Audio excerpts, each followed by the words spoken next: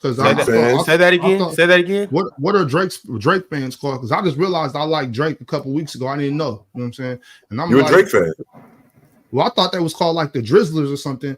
But I heard that like that's like crazy. I heard that's crazy. I was like, you want that to be that? You can be that. I mean, it's not like you can name yourself the Drizzlers. I think you can make that official. Yeah, you're a leader of the Drizzlers. You got Swifties like Mars is a Swiftie, right?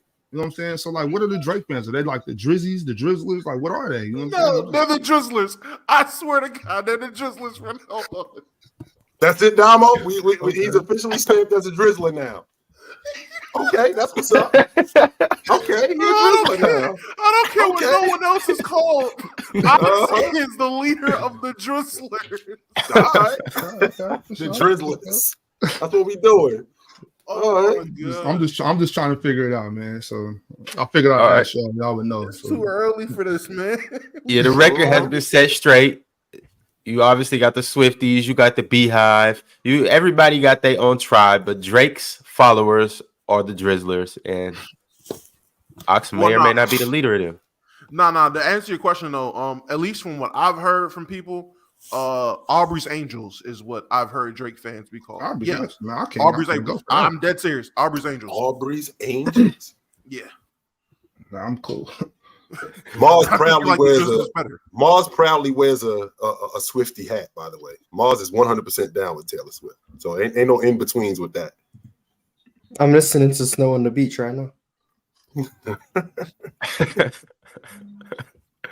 Right here. Well, I mean, y'all see the title of the show. Y'all know we talking about the New York Knicks today. Are they primed for another playoff run? Will they have multiple All-Stars again? Will certain players step up and whatnot? And for this episode, I brought up the lovely Mill Media from Queens, New York Knicks, super fan, best person to follow if you're looking to follow the New York Knicks. Mill, talk to the people about who you are, where you from, and what you do. What's up, guys? Like you said, you already know I'm from Queens, New York. I've been a Knicks fan ever since I was born. I was born into this. And, you know, like you said in the beginning, the Knicks are going to make another playoff run. It's destined, okay? We're running back with mostly the same crew, okay? So the chemistry's there. And we already saw what they did last year. They're going to take it even further this year. Not according to Mars. And why is that, Mars? One word, Mars. Why is that, Mars? You want me to just start being a Julius Randle hater? Mars. That's crazy. I didn't even say his name. You want me to do not switch it up now, Mars. What's the problem with the New York Knicks? One name. I'm all ears, Mars. Say it, Mars. I just believe Julius Randle is not a top 40 player in the NBA. Nope. He's not the best player in the New York Knicks. I think that's two valid opinions to have, in my humble estimation. I actually saw that clip of you saying that yesterday. I thought that was a great clip. And you said you could name 40 players better than Julius Randle. I'm not gonna put you in the spot to do that right now, but I've done it many times. We got a bunch of time, man. Put them on the spot. Don't let them off the hook. We got a bunch of time. Put the diamond tester to him. These dudes get me on the hook all the time. Do not let him off the hook. Many times. I've named 40 players many times. Okay, but what about power forwards in the NBA right now? At the 4th spot, Mars. And before you answer that question, what position is Pascal Siakam? Power forward? Mm-hmm. I believe so. I would say so, yeah. Okay, so. And before you mention that, Mars, remember, we're talking about an all NBA performer in consecutive years. So keep going. Okay, talking about an all pro. The only all pro that the Knicks have. Can we say that would look better in that Knicks spot? Oh, man, what power forwards would look better than Julius Randle there? A lot of them. Most of them. Such as Anthony Davis. Anthony Davis don't count. Anthony Davis don't count because we always count him as a center. Look, here we go. Don't count him as a power forward today. Julius Randle might be a top 6 power forward, and that just name 5 better than him, Mars. 5 of them. Name them. I would say top 5. What position is Karl Anthony Towns? He's not better than Julius Randle. He clears it. Yes, he is. Okay, yes, he is. So Cat at the 4, Giannis, Zion, that's 3. Pascal is 4. AD would have been 5, but if he's a center, then definitely maybe Julius Randle. Maybe Julius Randle can slide in at 5 because I'm not about to say Draymond Green is better than Julius Randle. So Giannis don't exist, huh? I said he said Giannis. Giannis. Yeah. Oh, I didn't hear Giannis. I'm sorry. And Giannis is a prerequisite, so Right. obviously Giannis is better. So he First might of all, be fifth Mars, if I don't include Anthony Davis. Zion's played 7 games and he's better than years. Julius Randle at basketball. And on top of that, like Cat over Julius is crazy. Yeah, it's not crazy. It's not crazy. Is it You just think Cat is soft. So that's why you think it's crazy. I don't think he's soft. I know he's soft. Good for him, and he's better than Julius Randle with all his softness. Is KP not better? KP's a 5 as well, I assumed. I thought it was a 4. Okay. I assumed because he's been playing the 5 in Washington. But there's a few people that if you consider them as a power forward, they would be over Julius Randle. But I saw someone taking KP over Julius Randle at the 4. Nope. So I saw someone say Evan Mobley. No, I'm very willing to say Evan Mobley is better than Julius Randle as well. But not yet, Mars. Not yet. We getting close, but not yet. I'm very willing. Oh, Jaren Jackson's better than him. Why are you willing to go Mobley right now, Mars? Because he's one of the 5 or 6 best defensive players in the NBA. I mean, so that's where the separator is. So that means he's just as good an offensive player as Julius Randle.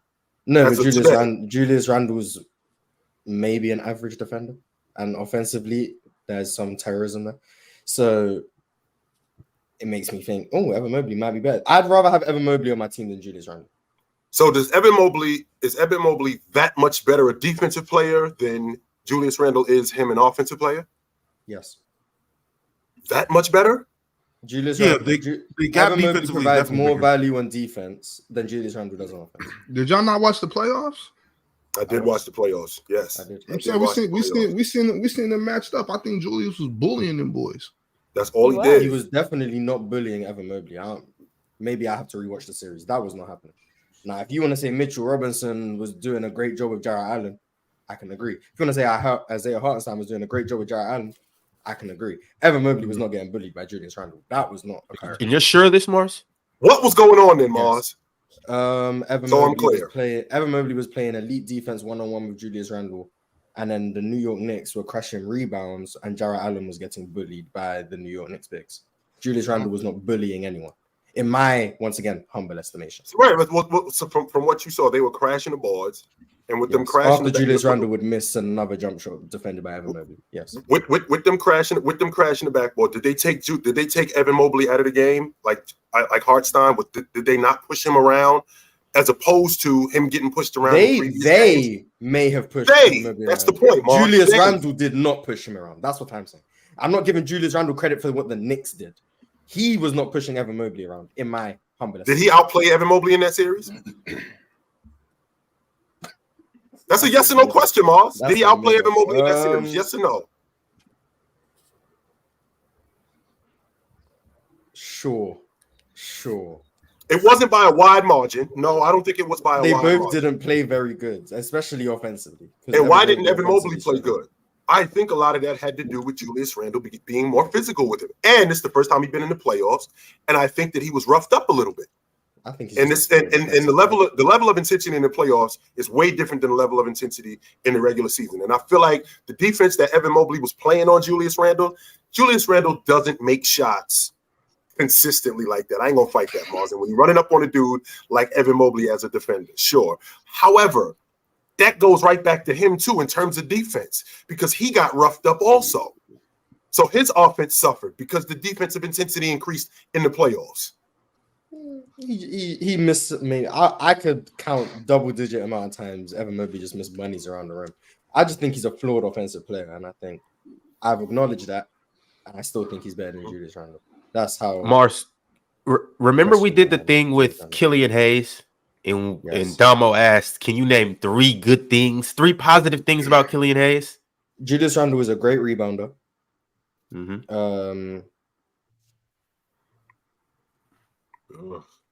Just like saying something nice about somebody that you can't stand. That's what this sounds like right here. Say something nice about your sister. Julius Randle was great in the regular season. He's an all-pro, Domo. Don't make your face. No. I'm literally looking at both of the breakdowns of like that playoff performance between both of them. Yeah, Julius Randle's numbers look ill. Yeah, I don't get why I'm saying Evan Mobley played better He than wasn't him good is a in bad thing. playoffs. No, let's be clear about that, Domo. I'm just looking at that series. I'm just looking at that series. He was against not good in the Cleveland. playoffs. No, he Man, wasn't. if you want to say that 3 for 10 from 3, 3 from 7, 2 for 10, all from 3, 10 threes from Julius Randle. Julius Randle averaged 14, 6, and 3 with 3 turnovers on 34, 23, Yeah, this 70 is splits. not. Like I think it's fine for me to say Evan Mobley played better than him in the series.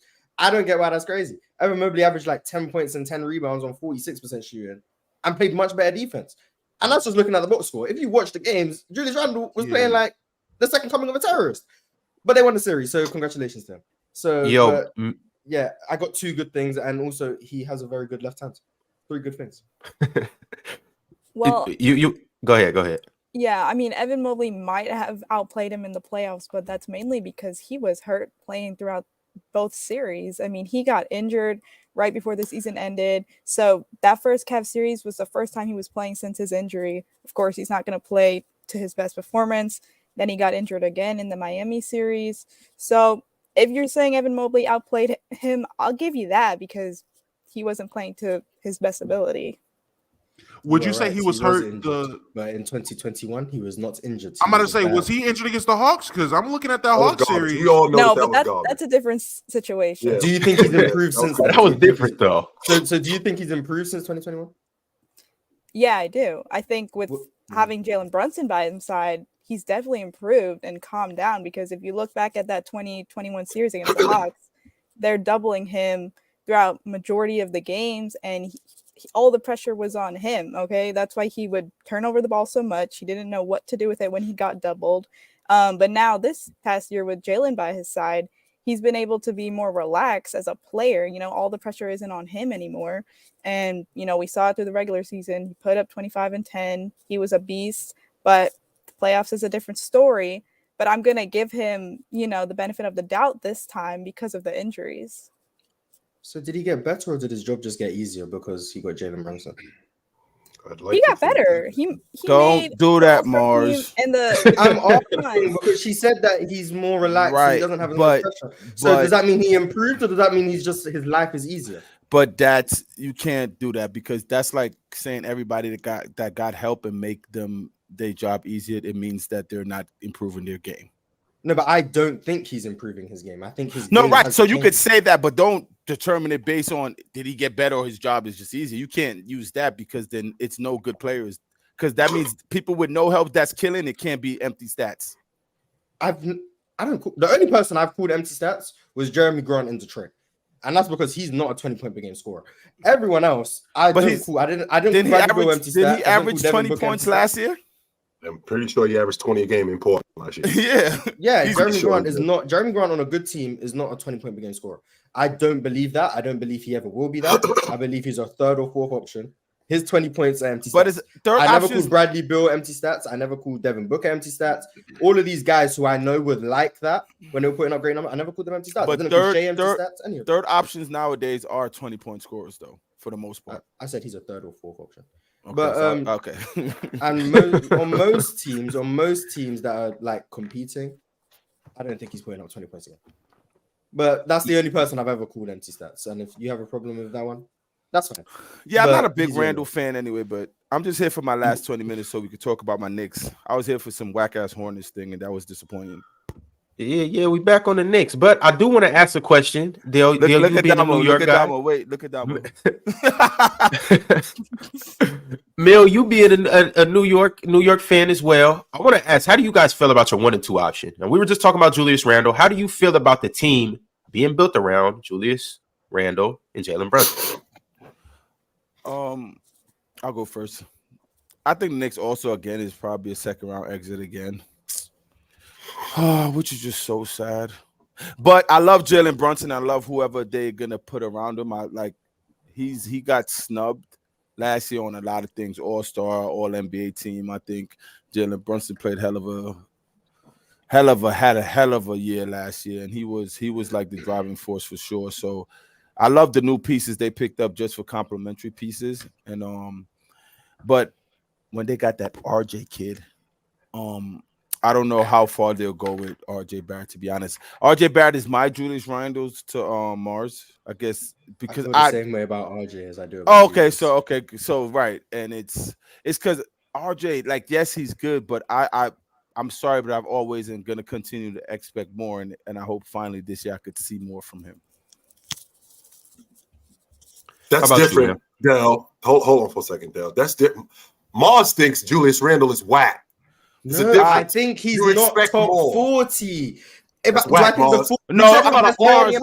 think is a top 40 player in the game. That's Mars, whack. you cannot name 39 people better than him. You can't. That's whack. I've done it many times. Mars, this is the second time. I think you got to do it. If this is an all-pro in consecutive years, I'm just list down a bunch of people who I think is better than Julius Randle, and you can tell me. The chat will tell me how many names I got. Is that fair? And then you can make it a clip, and the people will hate on me again, and I'll be right in a year again. So Jimmy Butler, Bam Adebayo, Pascal Siakam, James Harden, Joel Embiid, Jalen Brunson, Giannis, Trae Young, DeJounte Murray, Tyrese Halliburton, Darius Garland, Donovan Mitchell, Evan Mobley, Jason Tatum, Jaylen Brown, Drew Holiday, maybe Kristaps Porzingis. We'll come back to that one. Mikal Bridges, Zach LaVine, DeMar DeRozan. Yes, maybe. Zach LaVine, DeMar DeRozan, John Morant, Jaren Jackson, Jokic, Jamal Murray, Luka, Kyrie, Karl Anthony Towns, Anthony Edwards, Zion, Brandon Ingram, Steph Curry, Shea, AD, LeBron, Kawhi, Paul George, Devin Booker, Bradley Beal, KD, De'Aaron Fox, Domantas Sabonis, Larry Markkinen. How many names is that?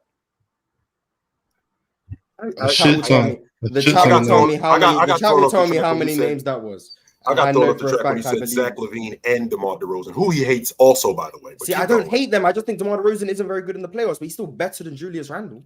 Yo, Mars, you said maybe Kristaps, but it's a name you said prior, like before, and I was like, I don't even think he should have been named. Who was it? Jaylen Brown? No, I don't even think he named Jaylen Brown. Jaylen Brown, I did. He did. That's what he said. No, it's not Jaylen Brown. Was it Jaylen Brown. DeJounte Murray? Was it DeJounte Murray? DeJounte Murray is not better than Julius Randle to me. Okay. And it was somebody else. And Evan Mobley. Okay. Evan Mobley is not better than Julius Randle as well. Does defense not matter? No, that's right. It doesn't need to matter. That's two names. So if you take those two names off, how many did I name? Oh, I don't know how much you named, to be honest. That was even if I named around 40, if you take off the two names, but I believe the two names, that means I don't. Yeah, honestly, Mars, you did exceptionally well, and I'm very proud of you. That was amazing. I got thrown off like he said. I've done the list many times because I've been asked to do it many times, and I still believe he's not a top 40 player. But that doesn't mean he's not good, because I think the 45th best player in the NBA is a good player. It just means you're not top 40. Yeah. Like, I don't think that's disrespectful. Did he make an All-NBA team? I know now. He's made it twice. He made it this past year as well. No, he made it in 21 and 23. He didn't make it. Okay, got you. That's what's up, though. Yeah, congratulations to him. I mean, that means he gets more money. Nice, good one. And by the way, to the people in the chat saying I'm hating on Julius Randle, I never brought him up. I just got told Chills wanted me to bring him up. We're talking about the Knicks. That's why we're talking. We didn't have to bring him up in the first 5 minutes. We didn't have to do that. We could have got to that in an hour into the show. I didn't want to just come in and start talking about Julius Randle not top 40. So that's not my fault. But yeah, we can move on. All right, fellas, the Knicks. Wait, also, and Jaren Jackson is not better than him too. I'm sorry, I don't care what y'all tell me, or we could debate that to the death. Jaren Jackson is not better than Julius Randle. So defense doesn't matter. Okay. It could matter, yo. Patrick Beverly plays defense, but he's not better than some people that doesn't play defense. Okay, but we're talking about guys with tremendous defense and are still at least capable of very productive offense. That's so even if that's true. It's good as Drew Holiday. As good as Drew Holiday is as a defender, he ain't better than Damian Lillard. He's not. Right, exactly. Y'all think Jaren Jackson? You're comparing Drew Holiday.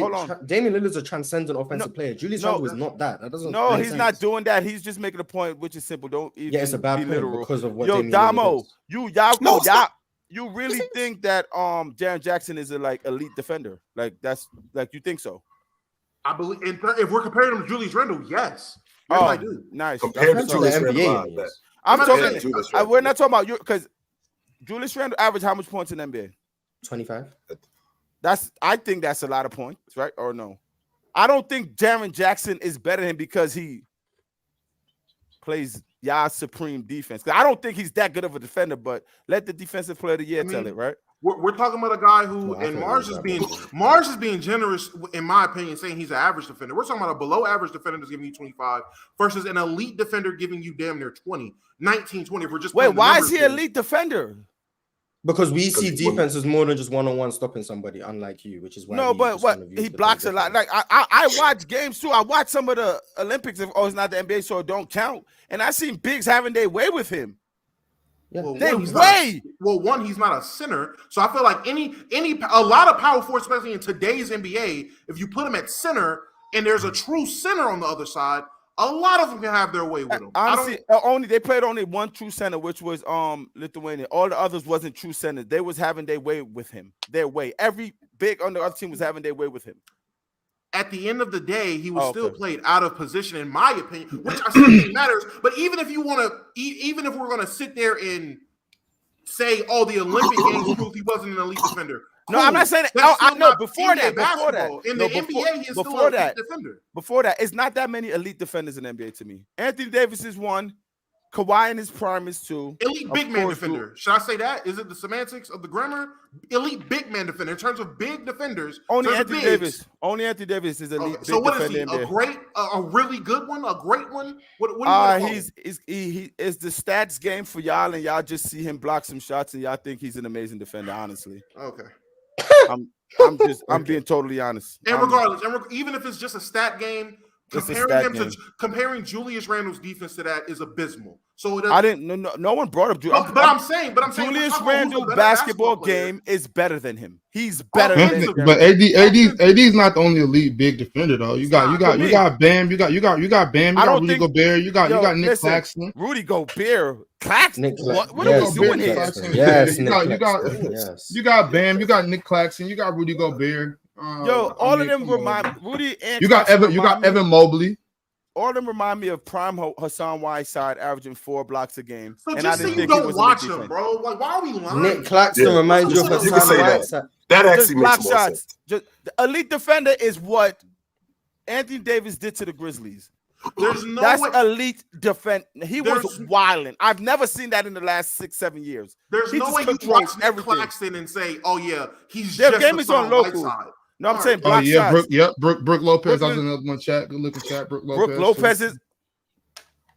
Just so y'all dudes know, this the same Dell that doesn't think that Giannis is an elite defender. By the way, just so I don't think Giannis is an elite defender either. I think that's a better take than saying Nic Claxton is Hassan Whiteside.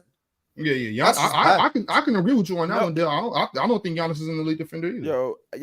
Nic Claxton is not Hassan Whiteside. Let's kill. No, I'm just saying these are the numbers of blocking shots. Let's get that right. How many blocks he averages? Yeah, it's literally about the eye test of watching him play defense, and on top of that, comparing him to other bigs playing defense. Honestly, can you do me a favor? Can you tell me the eye test of Nic Claxton playing defense? Because you say I don't see. So for when the season start, all these players just give me some eye test lists so I can open my eyes and see what they do on defense. He's one of the only, for someone like you who values versatility. Yeah, Nicholas Claxton is one of the only bigs in the NBA who can legitimately switch 1 through 5. He was switching all year last year. If you was paying attention, they were asking him to switch onto guards, onto wings. Every single pick and roll, he was switching every single time. He is an elite rim protector, whether that's help side or primary rim protection. He blocks a hell of a lot of shots. He do block shots. He's a great block. He deters even more shots. He's a tremendous rebounder. The only thing he maybe doesn't do great is play drop coverage, and he's still very good at that. He's elite at every aspect of defense. He's not Hassan Whiteside.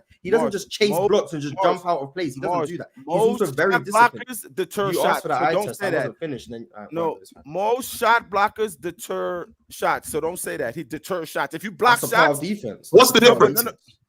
Deter shots is if you every stop shot people blocker, from taking a shot even Hassan because of the Whiteside, ability you have to actually block the shot. Even Hassan Whiteside, who you hate, deter shots.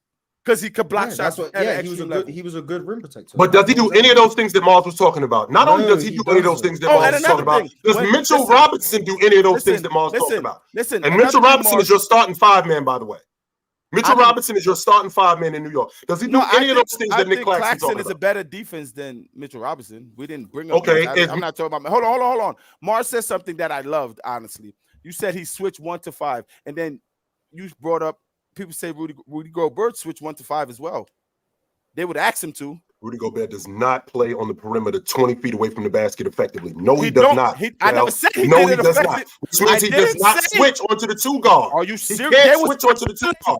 He cannot isolate him point guard on the wing. If you put Rudy Gobert in a pick and roll 22 feet away from the basket and he switches on to Jalen Brunson, he is toast. I agree with you. You're not listening to me. Don't tell me they switch 1 to 5. That makes them a good defense because everybody could switch 1 to 5 and get cooked. So don't use that as Mars's point is that Nic Claxton is actually switching 1 to 5. He doesn't get cooked. Oh, listen, there's a difference between a team chasing a switch and your coach actively asking you to switch. The Jazz were not asking Rudy Gobert to switch. Teams would chase that matchup. Nicholas Claxton is being asked to switch. That's a difference. Only big that don't get cooked on switches, Anthony Davis. I don't see elite big. Then you don't watch. No, that's not true. I don't expect you to watch. Listen, that's true. That's not true, B. Come out. You're not. What y'all always bring up? Kevin Durant got traded in February.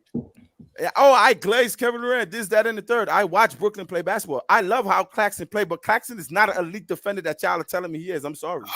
He's not. Okay, so let me ask. Then I think you only watch the. I think you only watch the next game when Kevin Durant has the ball. Okay, hold on. What makes somebody elite defender to you, Bill? What Anthony Davis does? Kevin Durant passes the ball because there's no way he's watching it. What Anthony Davis does? Yo, Dale, do you got blinders when you watch the Brooklyn Nets play? No. Well, He doesn't have a Kevin Durant tracker. He just follows KD around the court. Because there's no way he's watching the rest of the game. Because there's no way you're telling me Nic Claxton. Can I just say, Dale, would it listen, not make sense? Mars, I said Nic Claxton is not an elite defender. And y'all panties in a bunch. No, yes, because it's not true. That's why. No, Nic Claxton is elite. I can't wait to watch Brooklyn Nets. Just real quick. Would it not make sense to call a guy an elite defender or an elite big defender if he is one of the 15 of that category? If he's one of the 15 best defenders at his position or at his size, does that make him an elite defender? You know why? No. Full of over 400 players. No, you know why? Because Mars just named 38 fucking people better than Julius Randle, and he was all NBA. That is why you can't do that. What is that? That doesn't even correlate to what I just asked you. You just said he's saying there might just not be 15 elite defenders in the NBA if Nicholas Claxton's in the top 15. That's what he's saying. If you're saying if he's 15 on this list because of this, how can Mars sit here and name 38 great names, which caught me by surprise, about someone that made all NBA? Make it make sense. You can't do that. You can't use a criteria based on top 15 this for one thing and then negate it for another. It just doesn't make any sense. So every year, the guys that end up all NBA, those are genuinely, hands down, bona fide, the best players. That is my point. No, to what you're saying. You just said Nic Claxton, if he's 15 of his top 15 in these lists in a thing with 400 players, he should be looked at this way. I didn't say that. You said that. So you should believe the 15 best on all NBA teams is the 15 best NBA because based on what you said, Domo. No, that's not what I'm saying. What I'm saying isn't about accolades or awards. I'm saying if a guy is one of the 15 best defenders, best big defenders, best defenders. Who's telling you? Based on you? Based on what? Based on what? Based on his ability to play defense, based on the eye test, based on the statistics that analyze defense. Not awards, just the statistical evidence and actually watching guys and comparing his defense versus his defense. If I can say, okay, these guys right here, probably the 15 best defenders in the league right now.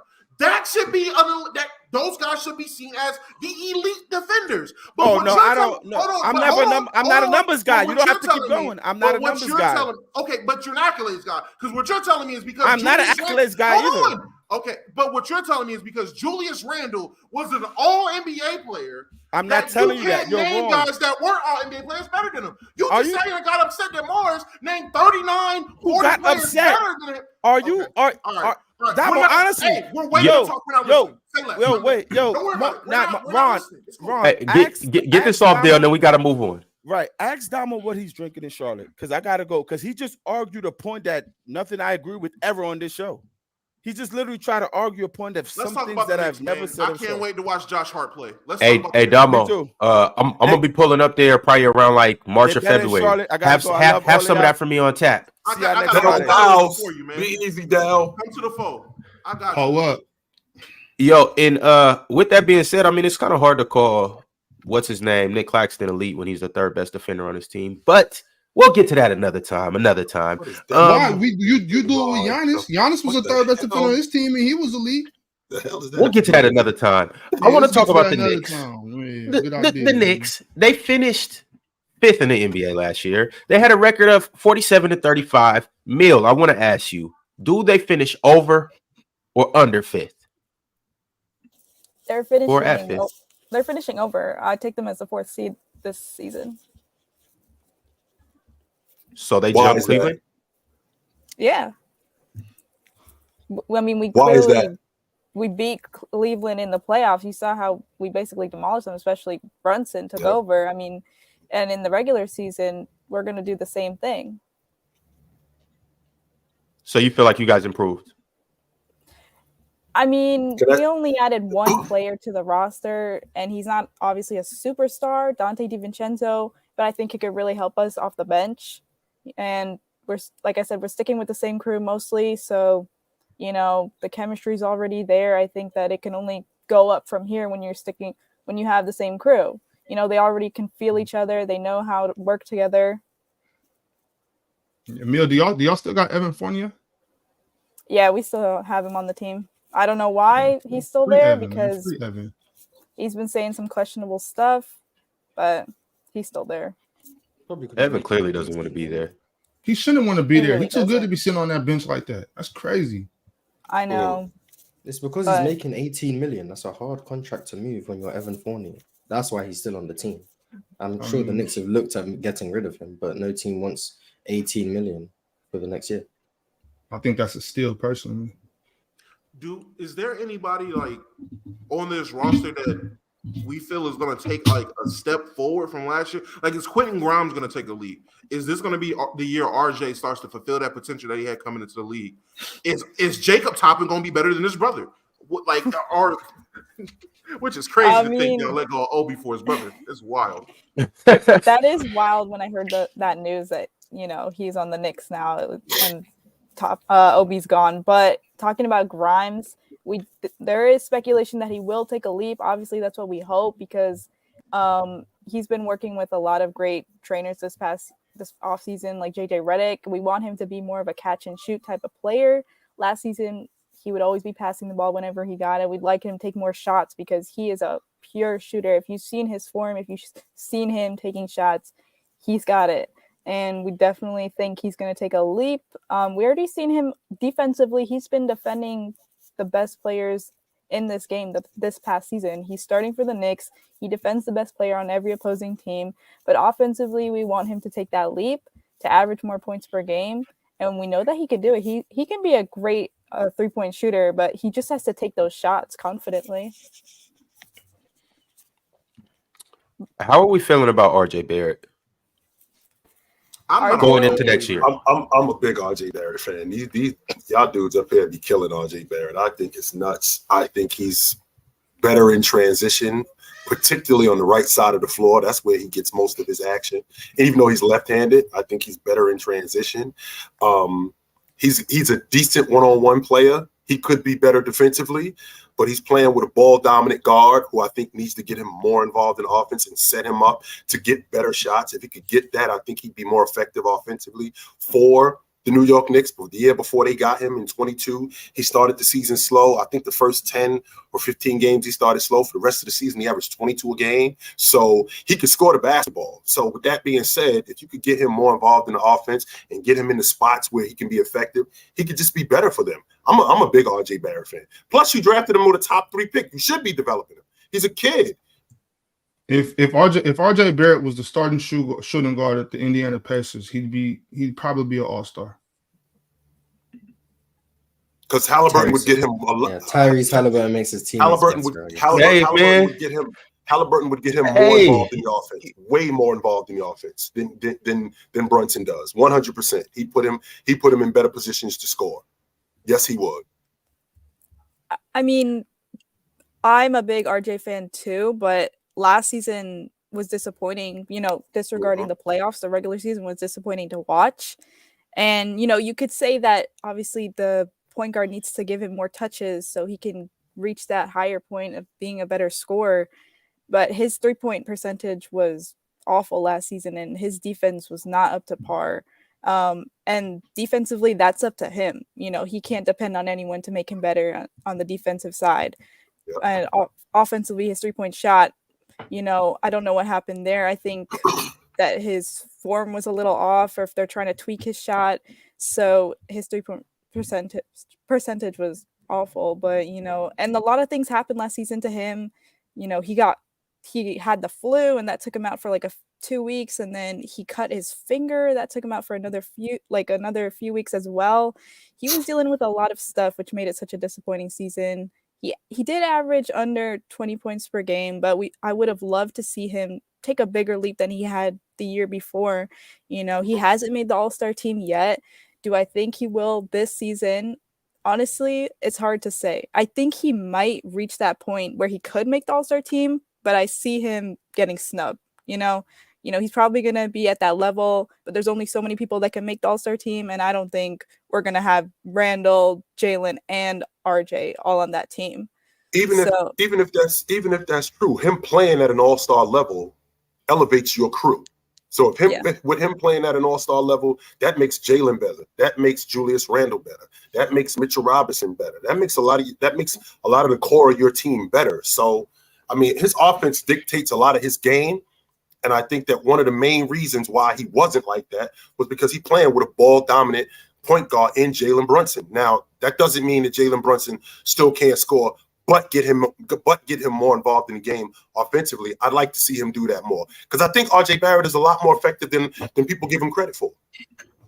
Yo, he's not just playing with a ball-dominant point guard. He's playing with another black hole as well in Julius Randle. Right, and Julius Randle. And it's hard to get a rhythm going when it's hard to get a rhythm going when you're playing with guys like that, where you're not necessarily, he doesn't necessarily have to be the focal point of the offense, but when you know that you're going to get touches at this specific time, my game is a little bit different, as opposed to I'm not really sure when I'm going to get touches and how I'm going to get the basketball. So a lot of my offense, I got to go get it myself.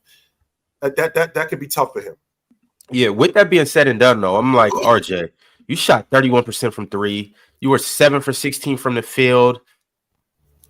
I can't praise that no matter who you playing with. So, like, he definitely has to improve, but I'm expecting RJ to take that leap.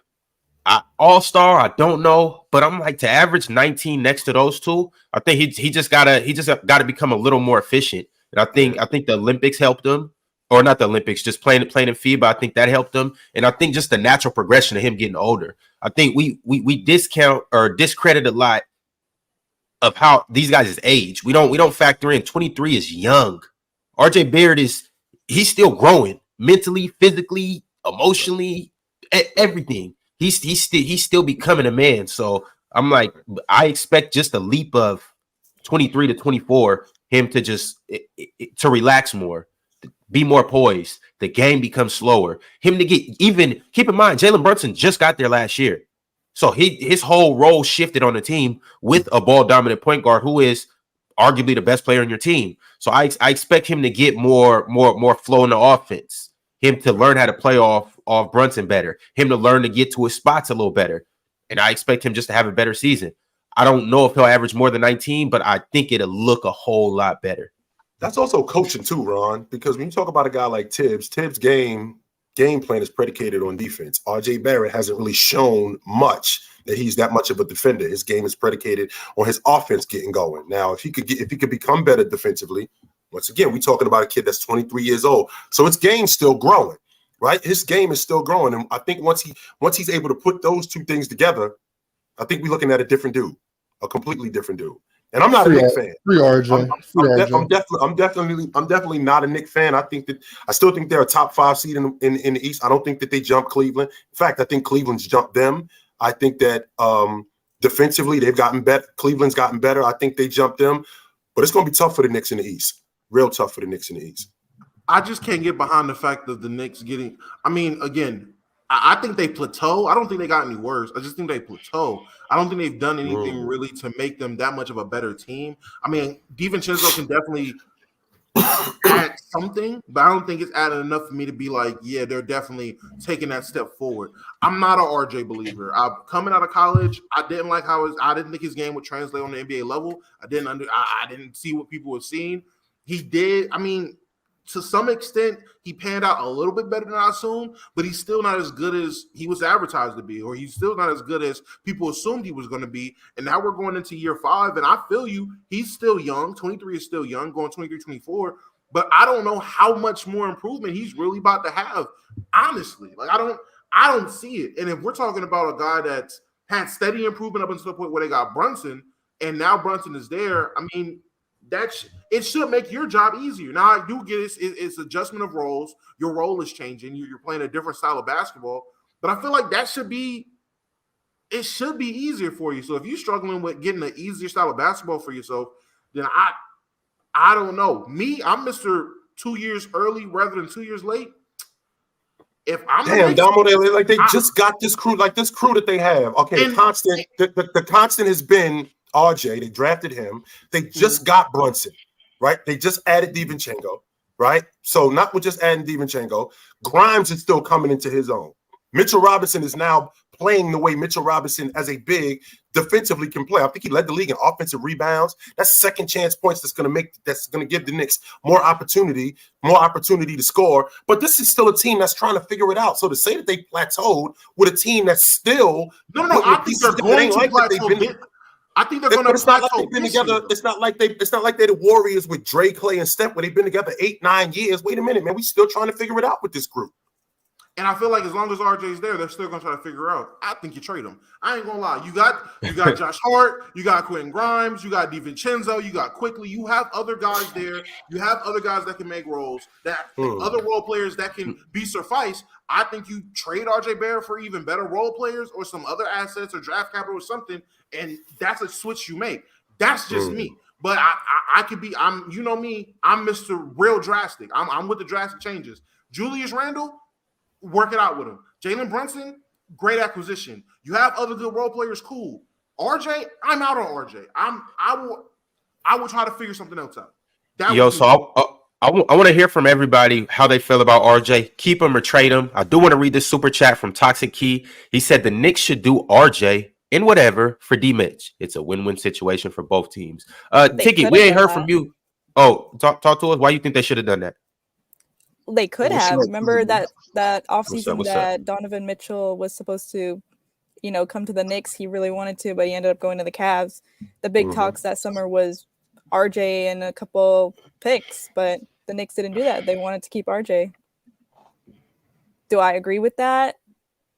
No, at the time I didn't, because, Donovan Mitchell is an elite player as well, and I would have loved to have him on the Knicks next to Brunson, but that's their decision to keep. The Knicks, I think they really love to keep their young core. Not all the players, obviously, because we saw Obi leave, but, they're trying to keep some of their young players there, like RJ, and they already said, McBride and Jericho Sims are, no one could touch them. They want to keep them there too. So they're trying to do something, developing these young players and having them there. So Mil, right now, you're James Dolan. You have 100% control over the moves that you guys can make. I tell you, you got to make a decision. Either you're keeping RJ or you're putting him on the trading block, and you got to trade him before All-Star break. What's your decision? That's tough because, and I'm going to get hated if I even say that I want to trade him. But you know what? I'm going to say that I'm keeping him because what we saw from the playoffs was very promising. If you guys watched the Knicks Miami Heat series, he took over those series with Brunson, and he was showing up.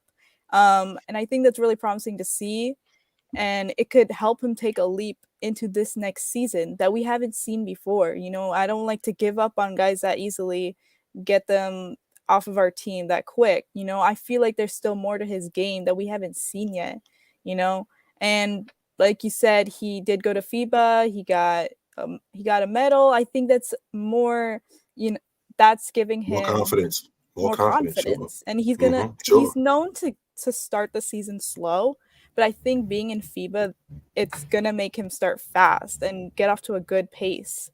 So I think that'll help him. And I guess I'm not trading him. Wait, my other question about Donovan Mitchell: does better player equal better fit?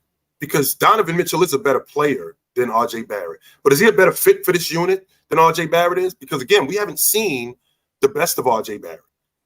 So is Donovan Mitchell necessarily a better fit for this crew? Because I've seen small guard lineups with what's going on right now in Cleveland with both Darius Garland and excuse me, Darius Garland and Donovan Mitchell, but they got an elite front line in terms of defense. Well, the Knicks don't really have that. So if you're going to bring in Donovan Mitchell with Jalen Brunson, how are you guarding? Where are you guarding? I mean, again, I feel like RJ Barrett does need to improve defensively, but as a bigger forward, bigger guard forward, I think that can improve. I mean, Donovan Mitchell is who he is as a player in terms of buckets, right? But we've also seen what happened last year in the playoffs. And that's the reason why you're getting Donovan Mitchell. It's not like you're getting Donovan Mitchell just for the regular season, because the same thing like Mars was talking about, Julius Randle is a great regular season player. Well, what does that matter when you get into the playoffs and you're getting smoked in the first round or the second round and these dudes are garbage? So is RJ Barrett a better fit for the Knicks right now? I'd like to think so. I want to hear from everybody on this. Do you guys believe that? Who do you think is a better fit on the Knicks? Donovan Mitchell or RJ Barrett? Ox, talk to us. I mean, I guess Donovan. I mean, Donovan's better, but like, I understand that better player doesn't mean better fit. I do understand that, but I mean, in this case, like, I think it's just simple as who's better, and I think it's Donovan Mitchell. So, yeah, I would have to say Donovan Mitchell. What do you think, Mars? Neither of them are getting them a championship. So if we're talking about better fit for that, I mean, I just get the better player at that point, because it's not like you're going to win a championship with RJ. So why not get the better player? Just at least then you can have your fans excited to watch a better player play at Madison Square Garden. But Mars, can we go further with a better fit? I mean, what sense does that make? Because even if he is a better player, the better fit, we could go further with that. And again, when you're trying to win the NBA championship, come on, man. So many, you know this, Mars. So many things have to happen in order for you to win the NBA championship. They're not going to happen with RJ Barrett either. I'm not saying they'll happen with Donovan Mitchell. I'm saying they're not going to happen with either one, so why not get the better player? Yeah, and that's kind of where I'm going. Like, this team isn't constructed to win a championship. It's one of those blue collar, I'm proud of my team type squads. You know what I'm saying? It's like, oh, we know we're hard nosed, we're a hard body team. We're gonna compete. You know what I'm saying? We're gonna try to bully the softer teams. But I mean, Jalen Brunson, Julius Randle, and I like both of those players, but they can't be your best two players to win a championship. So it's like, it's not happening either way. You know what I'm saying? You could bring Devin Booker over there, and they're not winning a championship. You know what I'm saying? Like, easy, Ron. Yeah. Take it easy, Ron. That's all I'm saying. Like, it's not gonna happen. So that's why I agree with Morris, and that's why that's kind of all saying. Like, yo, it don't really matter. You know what I'm saying? Like, Julius Randle's gonna get his shots. He's a black hole. Jalen Brunson is not a pass first point guard. For all intents and purposes, he's a black hole. So what does it matter? Well, Devin Booker, that's my thing with Donovan Mitchell, though. Jalen Brown. How does it look like with three black holes on the team? How you look like with three guys? As soon as they get the ball, the other four guys might as well just go back and get on defense. You can get it in the time machine and go grab Michael Jordan from '93 and put him on this team. And we still not winning no championship. But the difference is 84 average 33 though. Even if these dudes don't pass, I mean, they still take care of the basketball. The Knicks are one of the best teams in the league at taking care of the basketball. I think they're in the top 5 in turnovers, less turnover. They don't turn the ball over that much. They do not turn the basketball over that much. So because they don't turn the basketball over that much, they can score. The difference is now getting everybody else involved. There's a reason why the Golden State Warriors led the league in turnovers, because they also led the league in assists. They get off the basketball. The basketball moves. It's a lot less. It's a lot more difficult covering a guy with the basketball as opposed to when the basketball is moving. When the basketball is moving, people are moving. When people are moving, the defense is off balance. So if the Knicks can get that going more, where they can get guys more involved in the offense and the ball, get more ball movement, I think their offense can be better. And I think they can be better. I'm not one of these people that's thinking that RJ Barrett, even if he's a better fit, I'm going to dump him for Donovan Mitchell because he's the better player, even though we're not going to win it. Well, what the hell are we even doing here then? Why are we even doing this? To sell tickets because Donovan Mitchell's from New York? We spent the number 3 draft pick on this dude. Vibes. I mean, it is a business, and I mean, Donovan Mitchell will sell more jerseys than RJ Barrett. I personally think in this situation, I'm of the belief for everybody else. I don't think this is a needle mover to the point of getting a championship, but I do think Donovan Mitchell is better suited to be, I guess, the number one for this team because this team does need a number one. I don't think you're going to win with a bunch of Robins. The Robin Society ain't about to get you no real push in the playoffs or a real chance. So you do need somebody. Is Jalen Brunson going to come off the field for him, though? Like, let's say for the sake of argument, Domo, that's true, and Donovan Mitchell gets on the crew. Does Jalen Brunson come off the field more for him than he does for anybody else? Because he is a scorer first point guard. We seen him do it before. He was playing with Luka. He was the two. That's the difference. The difference was that he was in Dallas trying to figure it out. He's the man in New York. They gave him the basketball. Until a bigger man arrives. He's the man until the man shows up. Hey, man. Robin is a great hero. He's the placeholder. No, Batman's there. And by the way, he's from that area too. By the way, Brunson is. I don't think Jalen Brunson cares about being the man so much too. I think Jalen Brunson's a guy that stayed a little longer in college, won a college championship. I want to say, or was at least in the national championship game. Won the national championship, and was the player of the year at Villanova. By the way, player of the year. And he from the Villanova system.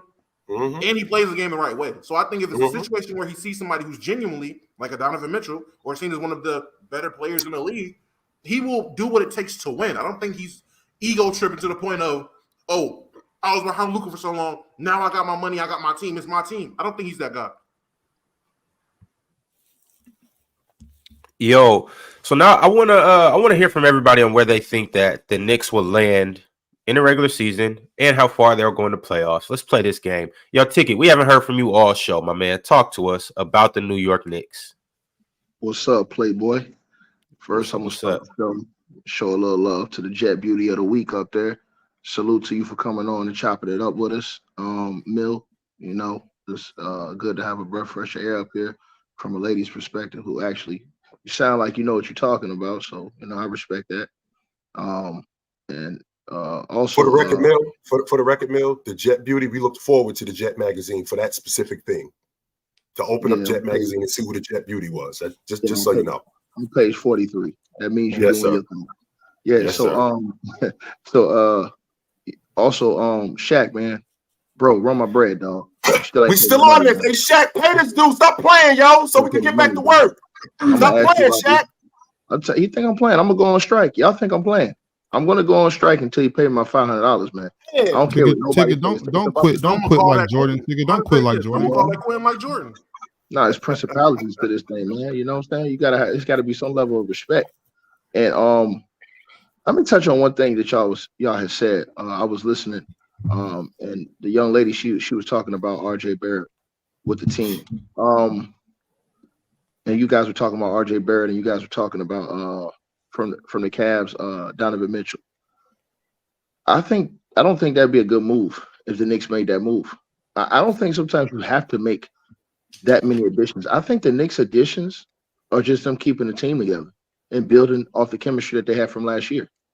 I think sometimes you can build that way. I don't think you always have to go get new players to add on when you had success. I think them keeping the same team and gelling and coming together and becoming a better team and watching that team grow together, I think that's growth within itself. I think nowadays we want to microwave everything and try to, add pieces here, add pieces there, which is something that we see the strippers are trying to do with James Harden. And I don't think that's necessarily going to work for you. So I think that a guy like, if you was to trade for a guy like Spidey Mitch, yeah, he's a great player. But I think his ability, offensively, his talent takes away from some of the things that you need other guys on that team to do because he's such a ball-dominant player and because he needs the basketball so much. I think that some of the other guys that you would get contributions from would drop back on that team. You'll probably see slippage from the point guard.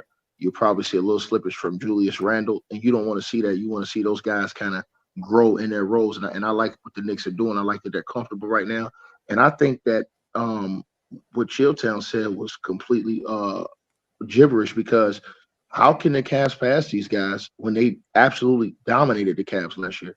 It wasn't even close. So in order to make it, you didn't sweep them. That's not true. That's not true. They didn't dominate them. They beat them. No, I said they completely dominated. It was five games.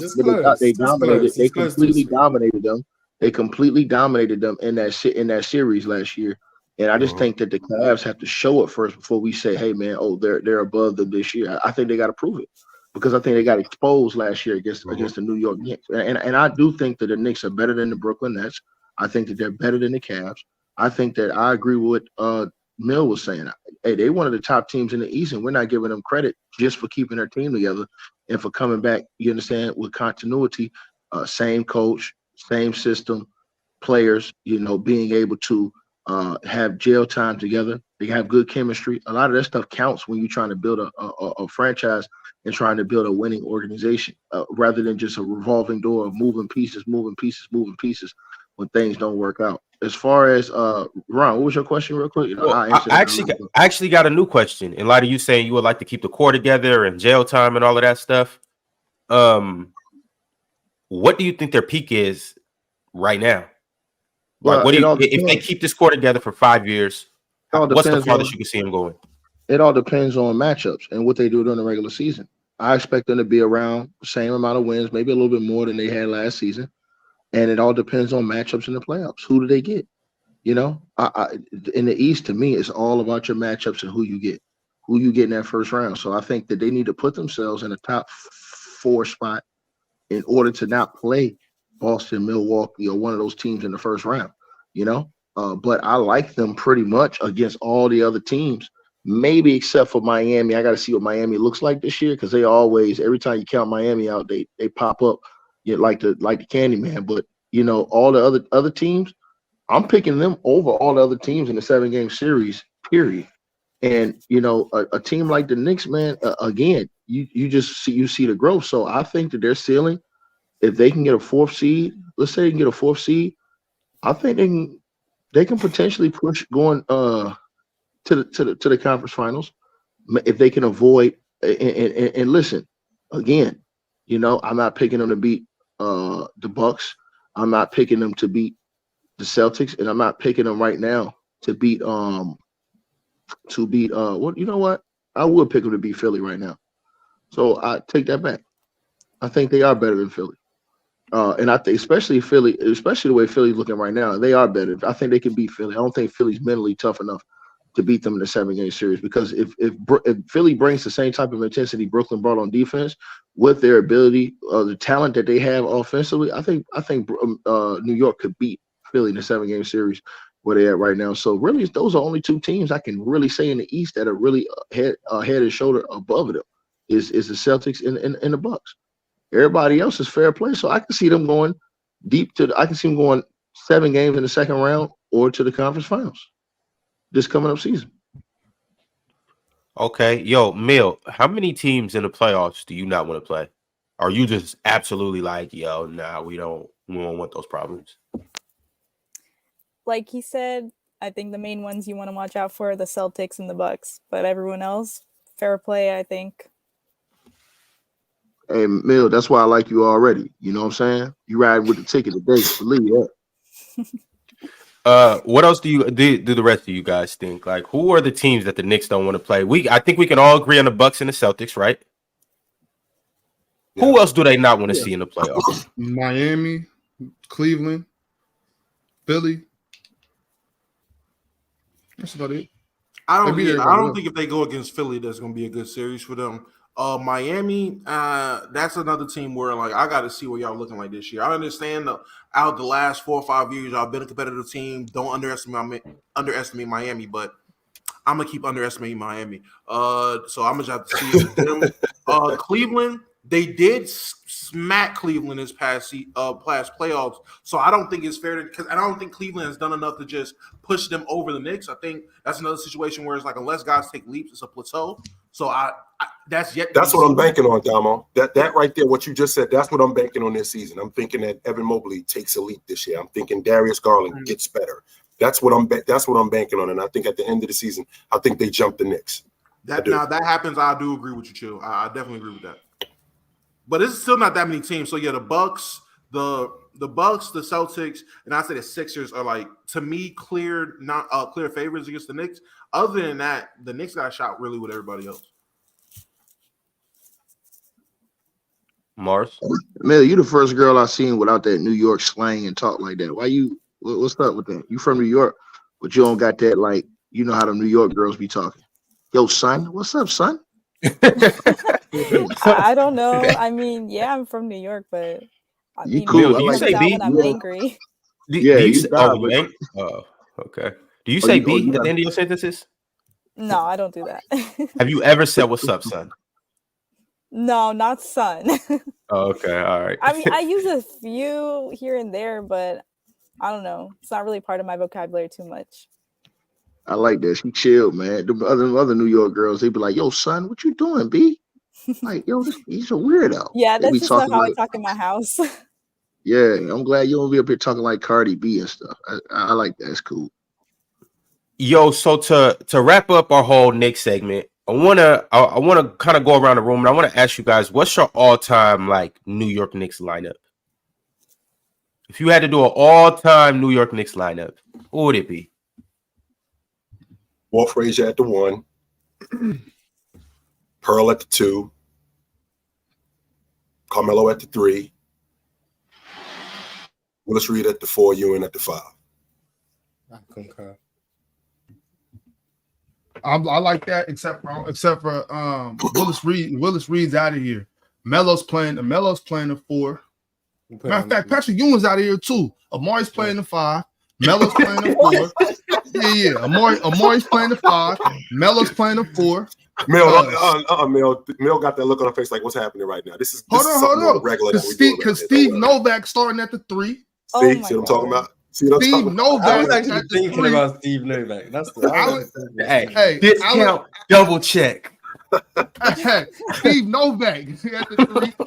Allen Houston at the 2, and Latrell starting at the 1. We running.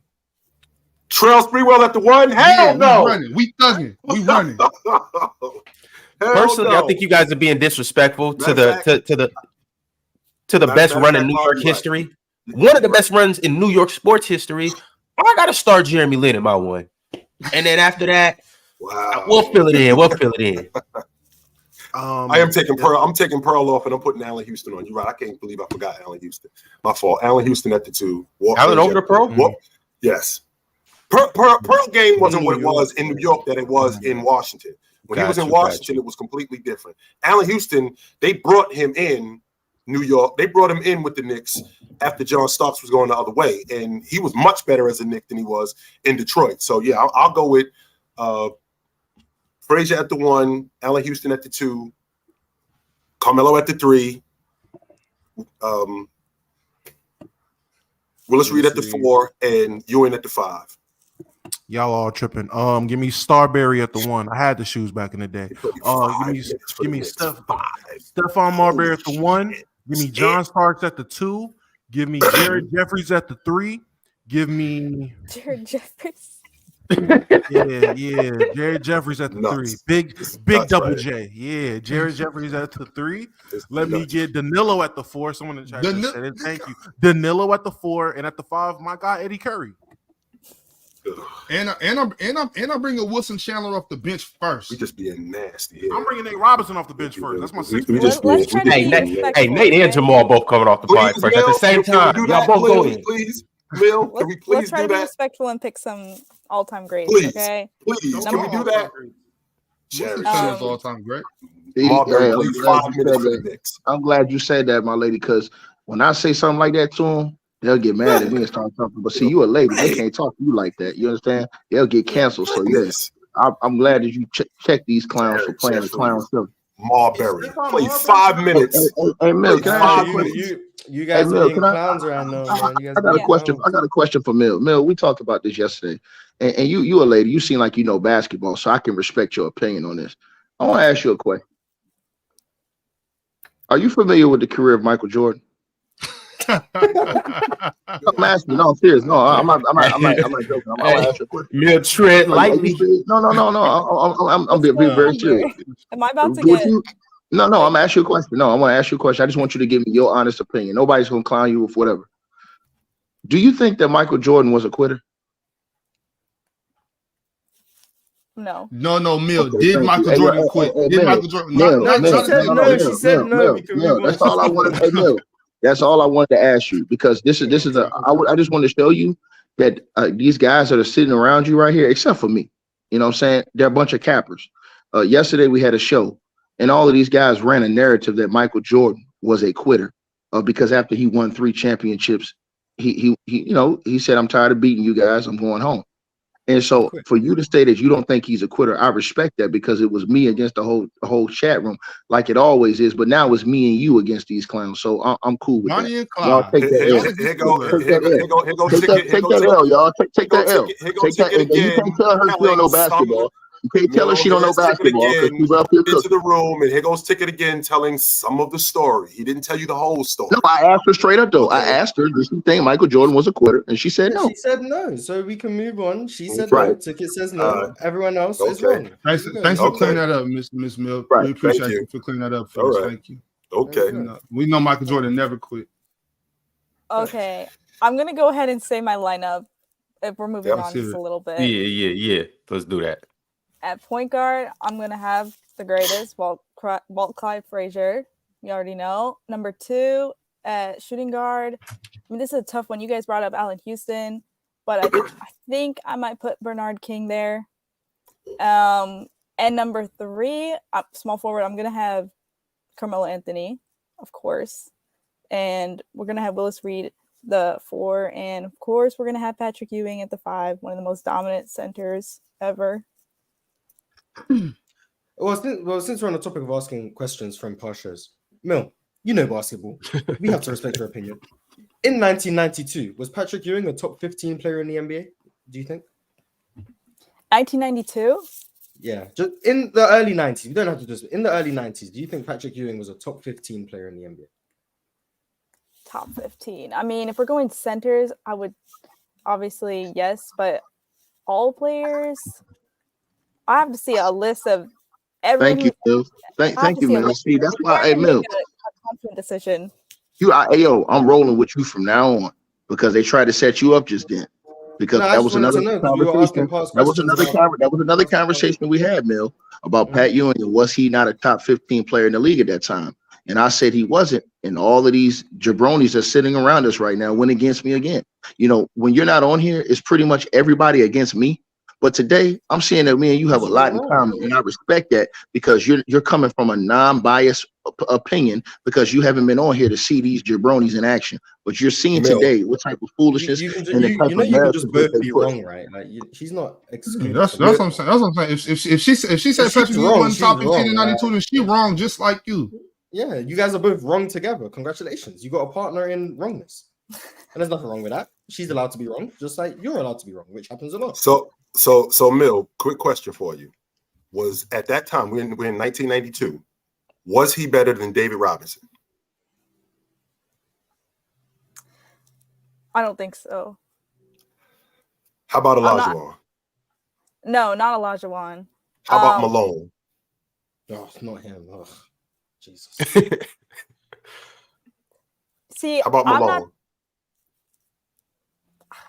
I wouldn't even. I have to pull up I have to see everything from that year, like what's going on with Karl Malone, because I'm not really sure the numbers he put up that specific year. He was like 28 a game that year, by the way. He was like 28 and almost 11 that year. 28 and 11. Off the top of your head. Jesus Christ. We're probably putting him over then. Okay. Yeah, but Chris Mullin, was he better than Chris Mullin?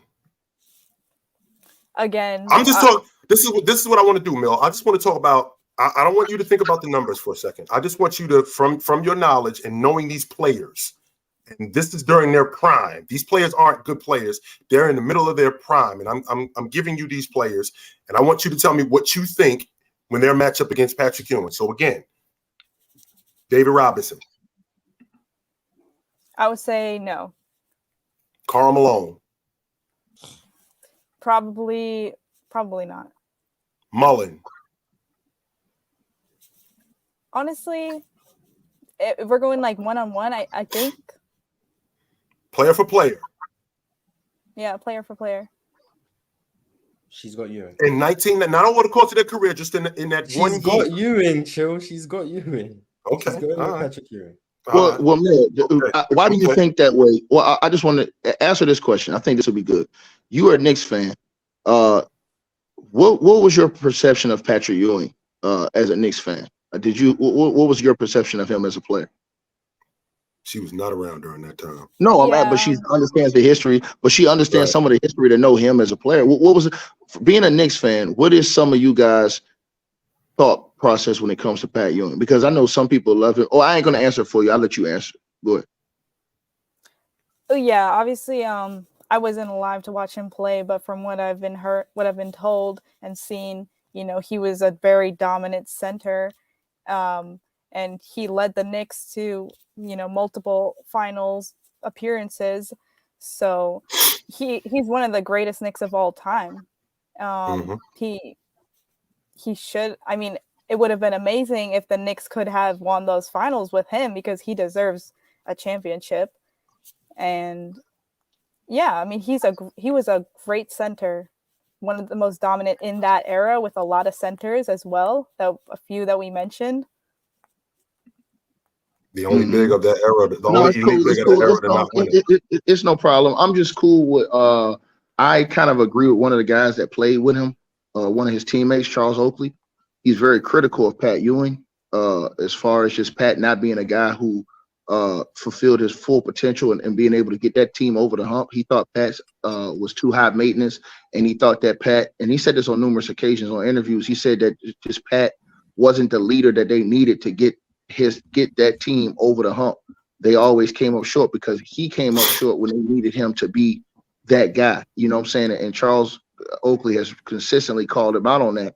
And when I go back and look, I agree with that because I do think that like he didn't match the level of some of the other guys like Hakeem and these other guys. He didn't match their level when they were at the time and he had opportunities to win a championship. So that's why I didn't think like he was top 15 at that time. I still thought it was other players that were just better than him at that time, in the league. But I mean, everybody got their own opinion. But that's the reason why I asked you, because some New York Knicks fans, they love Pat Ewing, but some of them say, they're like what Oak says, and they say he didn't fulfill what he should have as his talent. You know what I'm saying? His talent he didn't fulfill what his talent was supposed to have fulfilled. So that's how I feel. I feel like he left a lot on the table. That's all. Hey, real quick though, Mill. I'm not trying to ask you to prove no points for me or nothing like that. Fuck all that. I don't care who's better than who. Hey, you got game for real, huh? What you mean? On basketball. You a hooper. You a hooper for real, huh? Yeah, I used to hoop. I don't hoop anymore. Okay. I seen some highlights. I seen you yang pull up game. Speaking of which, yeah. Wasn't you in the lab the other day? Ox, you sent something into the group and you directed it towards somebody up here. Listen, we don't got to get into that. Don't worry about all that. Don't worry about all that. All right. Don't worry about all that. You know what it is with me, Ron. You trying to be funny, Ron? She might beat Bob one-on-one with all the missed layups he got.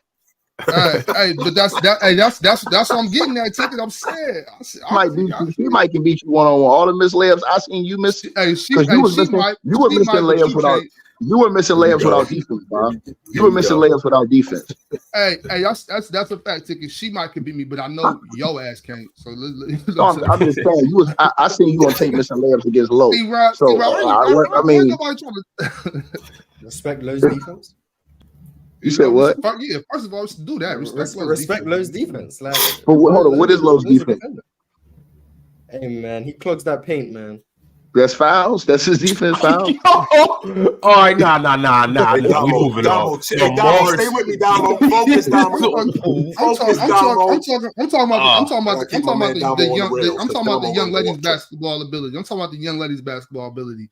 I'm washed. You know what I'm saying? I ain't talking about me. I just noticed that you had the crossover between the legs, step back, Jimmy. That's all I was talking about.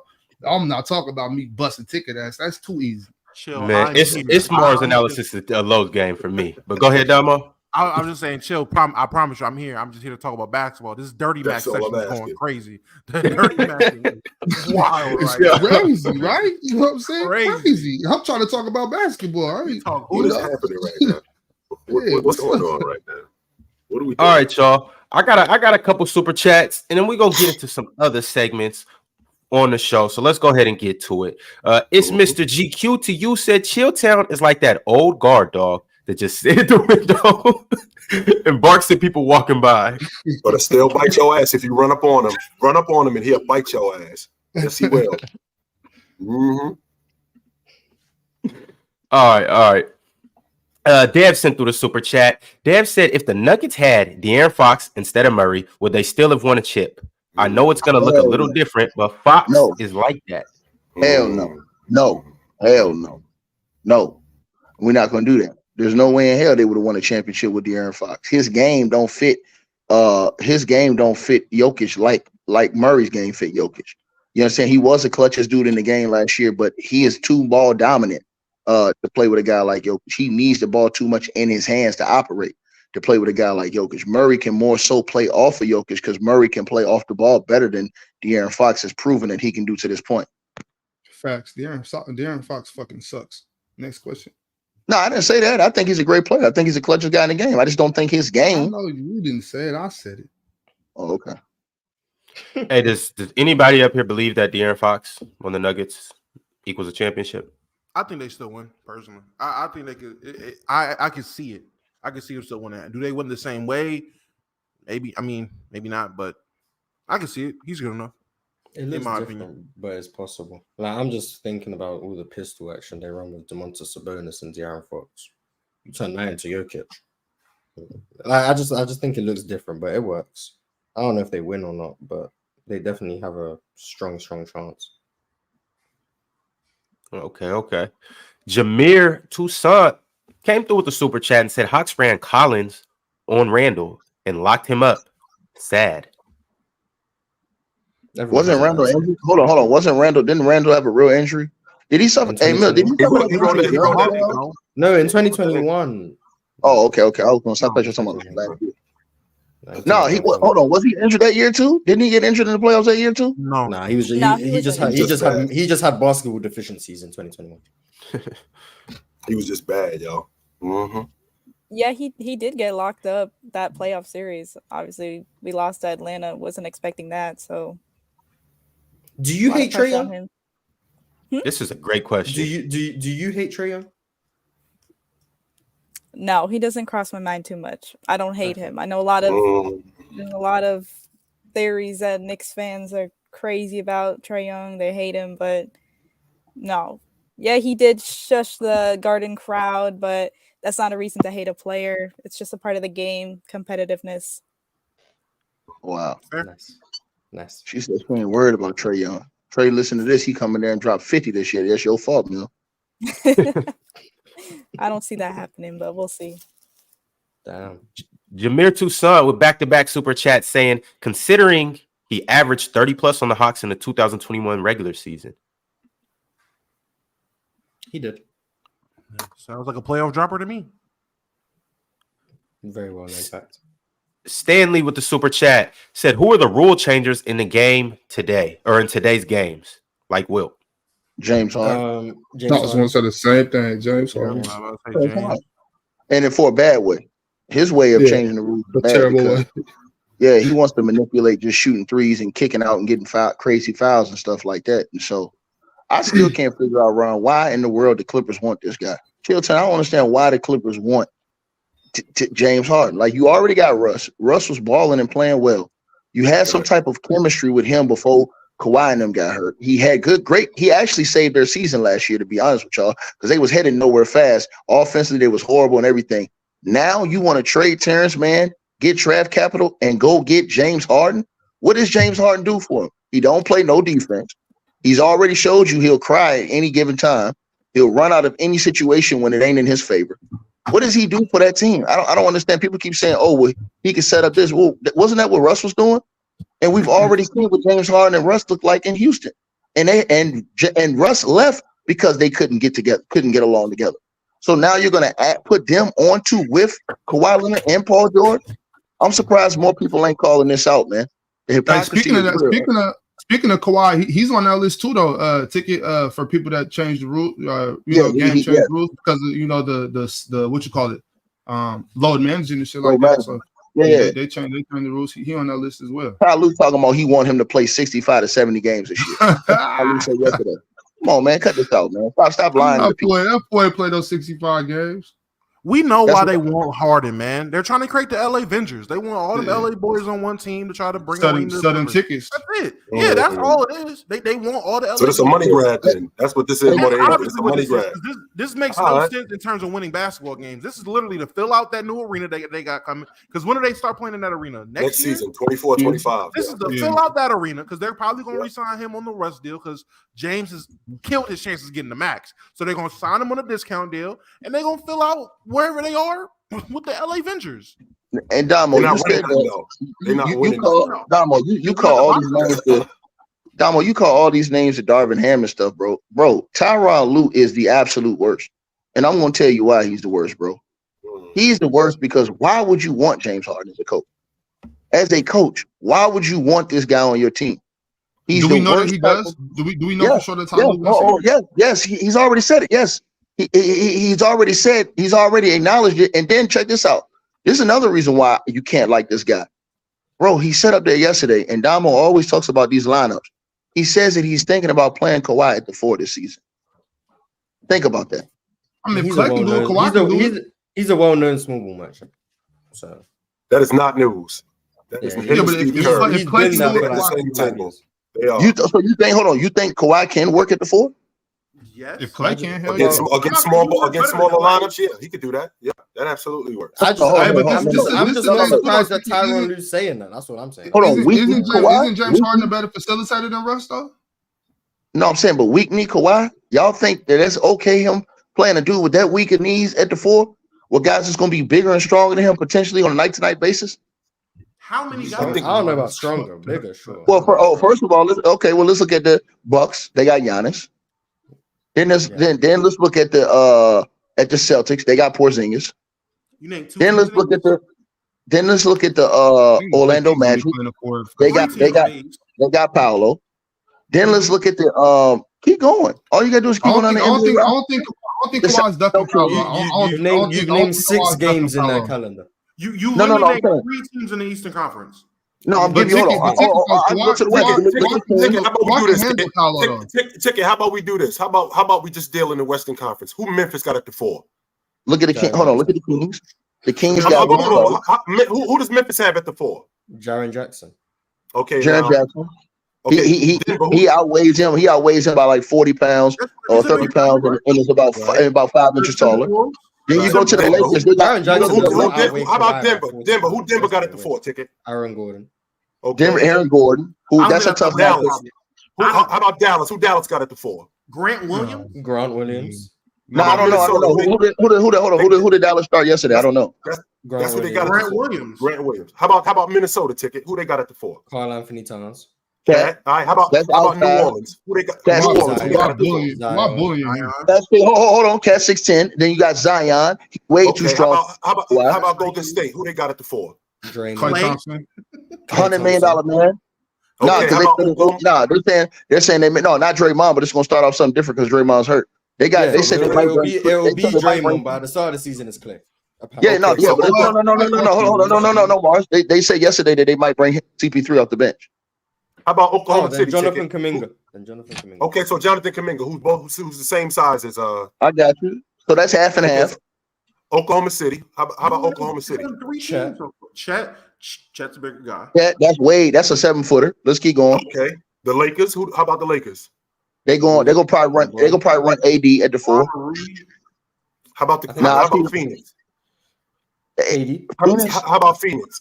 KD. Phoenix gonna probably run. I would say Phoenix is gonna run either KD or I would say KD at the 4. And we saw what he did against KD. How about the Portland Trailblazers?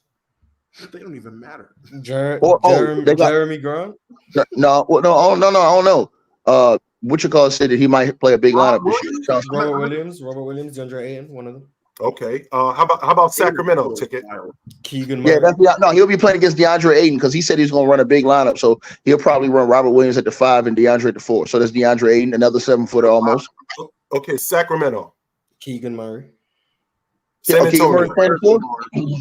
Yeah, Keegan Murray plays the 4. San Antonio, Okay. Wemby. Wemby at the 4. Yeah, they're playing at the 4. He's not playing Okay. the 5. He's not playing the 5. Yeah. Yep. So Utah. So that's- How about Utah? That's 7 big men. Oh, Larry Martin. no. What's the boy's name? John Collins. Markin, right? Mars? Larry Markin. How tall is Larry Markin, Mars? Like 7, almost 6'10". Yep. 7 foot. Hey man, so Kawhi got problems, bro. He ain't playing no 4 chill. Wait, you're saying Kawhi got problems? Some of these guys you named, they might be bigger, but they don't play bigger. Like Lloyd Martin. No. You're not hearing me. No, but you're not hearing what I'm saying. No. You're not hearing what I'm saying though. As being a wing and having to guard a guy that's got 3 or 4, 5 inches on you, it's harder to defend those guys for either extent keeping them off the boards. It's harder to defend those guys from even contesting and blocking their shots when they have that much size on you. So even though, like you say, some of these guys are finesse guys and whatever, that causes problems because once you try to do a matchup, a switch match. Now, here's the thing: how much is Kawhi going to be active offensively? Being that he's going to play that much defensively, how much he's going to be active offensively to try to expose some of those bigs that he'll be having guarding him? That's the question. And I don't know if it's going to be that much because they got too many guys over there. They're trying to feed. You got Russ. You're trying to get James. You got Paul George. All these guys got to eat. So it's not like you're going to be feeding Kawhi every time. Then if you go, like you said, like I said, by the time Kawhi finishes playing the Pelicans with Zion, that's a lunch right there. That's a dinner right there, Chilltown. Having to play against Zion, no, that's not going to work. That boy knee is going to be shot playing against Zion Williamson. Then you talking about all those other footers y'all named. Larry Markin. Larry Markin plays inside and out. Am I not wrong, Mars? Markin's very, very good. So he's not going to let Kawhi off the hook. He's very skilled. Then y'all just said the East. Y'all said the West. Go over to the East. We can go back to the Knicks. Look at Julius Randle. Julius Randle. We're dealing with the East ticket. How about who does Miami have at the 4? Julius Randle. Randle. Miami at the 4. Who does Miami have at the 4? Bam. Kevin Love. No, Bam played 5. So Kevin Love. No, I'm saying, but they're gonna have. Bam. They play Bam at the 5 in Miami. Yeah, they play Bam at the 5 in Miami. So how about Washington? Because they just lost KP. So who they got at the 4 now? Kyle Kuzma. They got Kyle Kuzma. Yeah, that's what I was thinking. How about Toronto? Who they got at the 4? Siakam. Yep. How about Philly? He outside the Kawhi. He got about 3 or 4. He got 3 or 4 inches on Kawhi. Orlando. Who got PJ Tucker at the 4? Philly. Who else do they have at the 4? PJ Tucker and who else? Tobias Harris. No. Tobias Harris at the 4. Tobias Harris. Okay, so Tobias Harris at the 4. Okay, so how about Orlando? He got 3 inches. Kawhi is 6'7". Tobias Harris is not 6'10". He is not. Who? Tobias Harris? Tobias Harris is not 6'10". Tobias Harris like almost 6'9". He about 6'9". I think he listed at 6'8". Even if he is 6'10", Tobias Harris is not about to bully ball Kawhi Leonard. It's Tobias. No, but hold on, Domo. We're not going to do that because here's the one thing Tobias Harris does do. He normally takes the best defensive assignments, and Mars knows I ain't lying about that. That's 1. For 2, he's a very good rebounder for his size and for his position. That's 2. And as a 3rd, 4th option, he's still averaging like 17 points a game. So this ain't no slouch. This is the dude that's giving it to you every way. I'm saying, but this adds up over the course of the season. When you're playing, because the majority, we name a lot of 6'10", between 6'10" and 7-foot guys on that list that we named. Kawhi ain't gonna last guarding Jaren Jackson, Zion, Julius Randle, and the list goes on. All these other dudes we name it. Giannis, got daggone. I don't think he's gonna be the difference though, Ticket, is I don't think that Ty Lue is gonna put him in position. Like when he plays the 4, it's gonna be against other teams, small ball lineups. I don't think they putting him at the 4 when they playing against Milwaukee. I don't think they putting him at the 4 when they playing against New Orleans. I don't think that they're playing him at the 4. No. So if he say he started Russ, what are they doing with James Harden then? I don't. This James Harden thing doesn't make sense to me. I mean, the idea that James Harden is a distributor averaging 10. Russ averaged almost 8 assists a game. So I mean, it ain't like they're giving up that much with Russ. And they played much better. And they played much better with Russ. They played. He took a lot of that onus off of Kawhi Leonard. He took a lot of that onus off of Paul George. And when they get into the meat and potatoes of the game, now those guys can play the way that they know how to play, and you could get Russ in spaces where he can be less prone to make mistakes. So I don't understand why it just fits better with them. I don't understand why James Harden is a part of this. Why are they asking? That's my point to you. My point to all of you guys. What are they going to do if they get James Harden? Where is James Harden going to go? Because they already said they're starting Russ at the point. So where do you? Is that his natural position? Well, that's maybe his. Yeah, he was naturally. Are they even getting James Harden? Yeah, they're working on it right now. They're working on it right now. Look it up. It's on. I know. I've heard all the rumors, but is that no? Woj said today or last night. He said the only reason why James Harden showed up at camp is because they're working on that deal right now. The Clippers are trying to get that extra draft compensation right now to finish the deal. It's going to be Terrence Mann and draft picks for James Harden. That's the deal. They're just working on getting the other draft compensation to finish the deal. That's the only reason why James Harden showed up to camp, because he knows he's getting traded to the Clippers. I mean, for the most part, a lineup of Russ, James Harden, Paul George, Kawhi, and Zubac, that doesn't sound like the worst lineup, especially if you have a coach that plays small ball. And, I mean, I understand. Kawhi Leonard is 6'7", 6'8", 230, 240 on a good day. How many power forwards are just going to – and it's a situational thing. I'm pretty sure if you're going up against the T-Wolves, I'm sure Ty Lue will adjust if it needs to be. No, Domo, stay right there. Stay right there. No, stay right there. Stay right there. No. I want you to stay right there. No, I'll listen to you talk the whole show. Stay right there. Stay right there. What is he taking James Harden out the game? Take it. Just let him finish his point right quick. Go ahead, No, Domo. I let him finish his point early in the show. He said everything he wanted to say for an hour when he was cutting off Dell. You didn't tell him to stop then? Don't tell me to stop now. Keep it 100. Take it. Let him finish his point, and then he'll answer that question. Go ahead, Domo.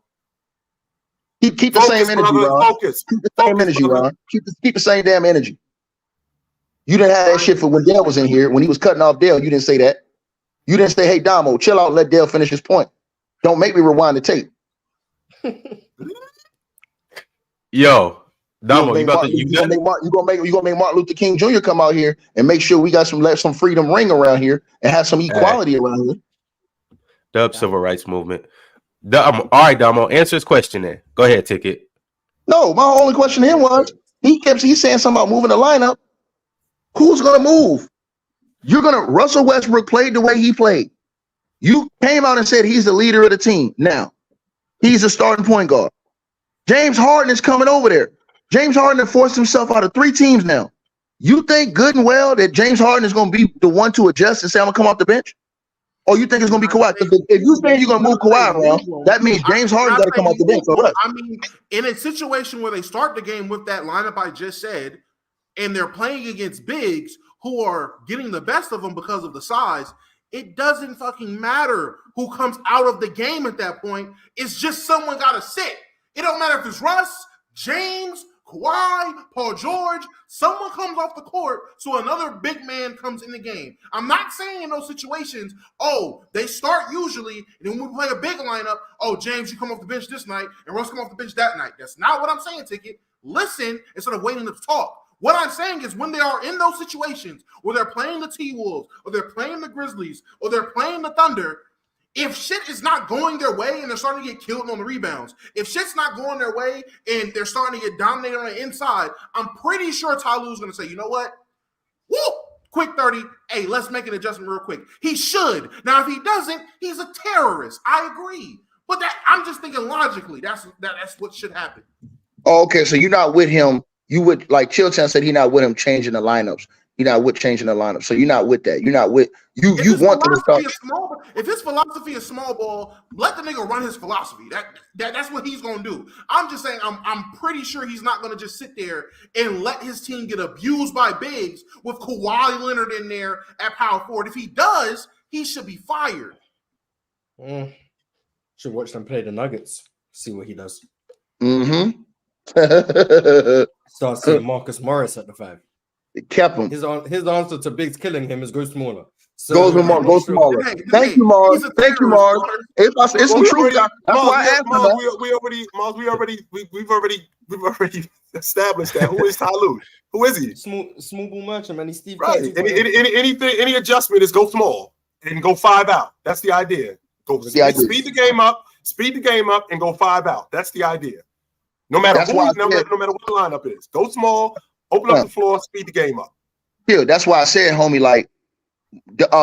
Domo says that, But Chill Town, it's going to be some games where you have it's an okay matchup for Kawhi if he's playing the 4. But some games you ain't going to be able to match him up there. Whose ego is going to take to the side now?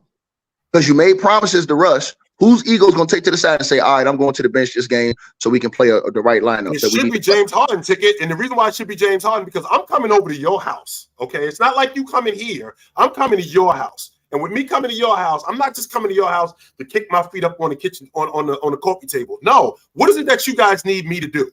I'm coming over here.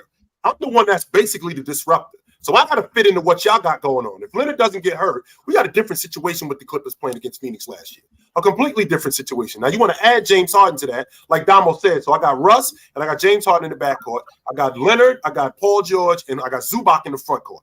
I don't hate that lineup, to be quite honest with you, considering what the NBA is today, because you don't really have any, you don't have a lot of bruises. The question is what is James Harden's role going to be? That's the question, because he's not going to be the ball-dominant guy that he is in Philadelphia. He's not going to be the ball-dominant guy that he was in Houston. And I'm trying to figure out why would the Clippers want to – I'm trying to figure out why the Clippers would want to mess with what they got going on right now. Why? I know where you at, Domo, in terms of making money, and the arena is opening next year, and on paper, this actually looks like this is going to sell some tickets. But in terms of winning, I think I'm good. But that's the thing. It's not a winning game. This isn't a winning move. This is a business move. This is a selling tickets move. And at the end of the day, the NBA is a business. You have some teams where winning and championships take priority. You have other teams where selling tickets and filling out that arena and jersey sales and merchandising and all that takes priority. And with the Clippers, after having 4 years of them trying to be all in on winning and it's not working, now you have a situation where it looks like, hey, man, we got to make some money out of this because this is their last hurrah. I don't know how much longer Kawhi has. I don't know how much longer Paul George has. Russ is obviously out of the max money era of his career. He's taking less money, so he's coming down. He's declining. Now you're at another guy. Like I said, it's just the LA Avengers. You're doing this to counter the Lakers trying to win with just getting all LA's finest growing up playing ball on one team. Like, that's all it looks like. Or Domo, or could it be this and something we didn't think about? Could it be that, Steve Ballmer does want to win, but what he's doing is trying to get another insurance policy in case Paul George or one of these guys gets hurt, or in case he wants to give Paul, because they're saying Paul George is in extension talks right now. Let's say he extends Paul George. I think Paul George will be eligible to be traded before the trade deadline if he does sign his extension before the season. Would that mean that if they get James Harden, then if they don't feel right about something during the season, then they can go and then move Paul George and then get other pieces that fill out the team, and then you still have James Harden who can fill out a role. Because remember, they tried to move Paul George over the summer, and then they just pulled back on it. So I think that could be a move because James Harden, the one thing he does do is play. So if that's the move, if that's what's going on, and that's why they're doing it, I understand it. But if they ain't doing it because they're not looking to move on from Kawhi or Paul George, then I don't know what the hell they're doing. Because ain't no way in hell I'm bringing James Harden over to my team. I'm not bringing Honey Bun Central over to the team and thinking that we're going to win a championship with this guy who's quit on every franchise except for the OKC Thunder. And then he even quit on them too in the NBA Finals. So, no, we're not. He actually showed up to camp and he looks like he's in pretty good shape. I was surprised to see him like that. The fat suit is not on. So he looks like he's in pretty good shape here. Yeah. All right, Mill, I know you got to take off. On your way out, I just want to ask you one more Knicks question. You got the 2013 Knicks with Carmelo, Amari, and the rest of that crew. And you got today's Knicks in a 7-game series. Who do you think wins that series? That's a tough one, but I got to take my 2013 Knicks. I don't think anyone's stopping Melo from this current team. And I mean, there's just a bunch of good role players from that team. You had J.R. Smith coming off the bench, getting 6th man of the year that year. Melo was a scoring champion that year. I think averaged like 28. And then you said Amari, we got Tyson, Shump, great defender. I think 2013 Knicks has taken it.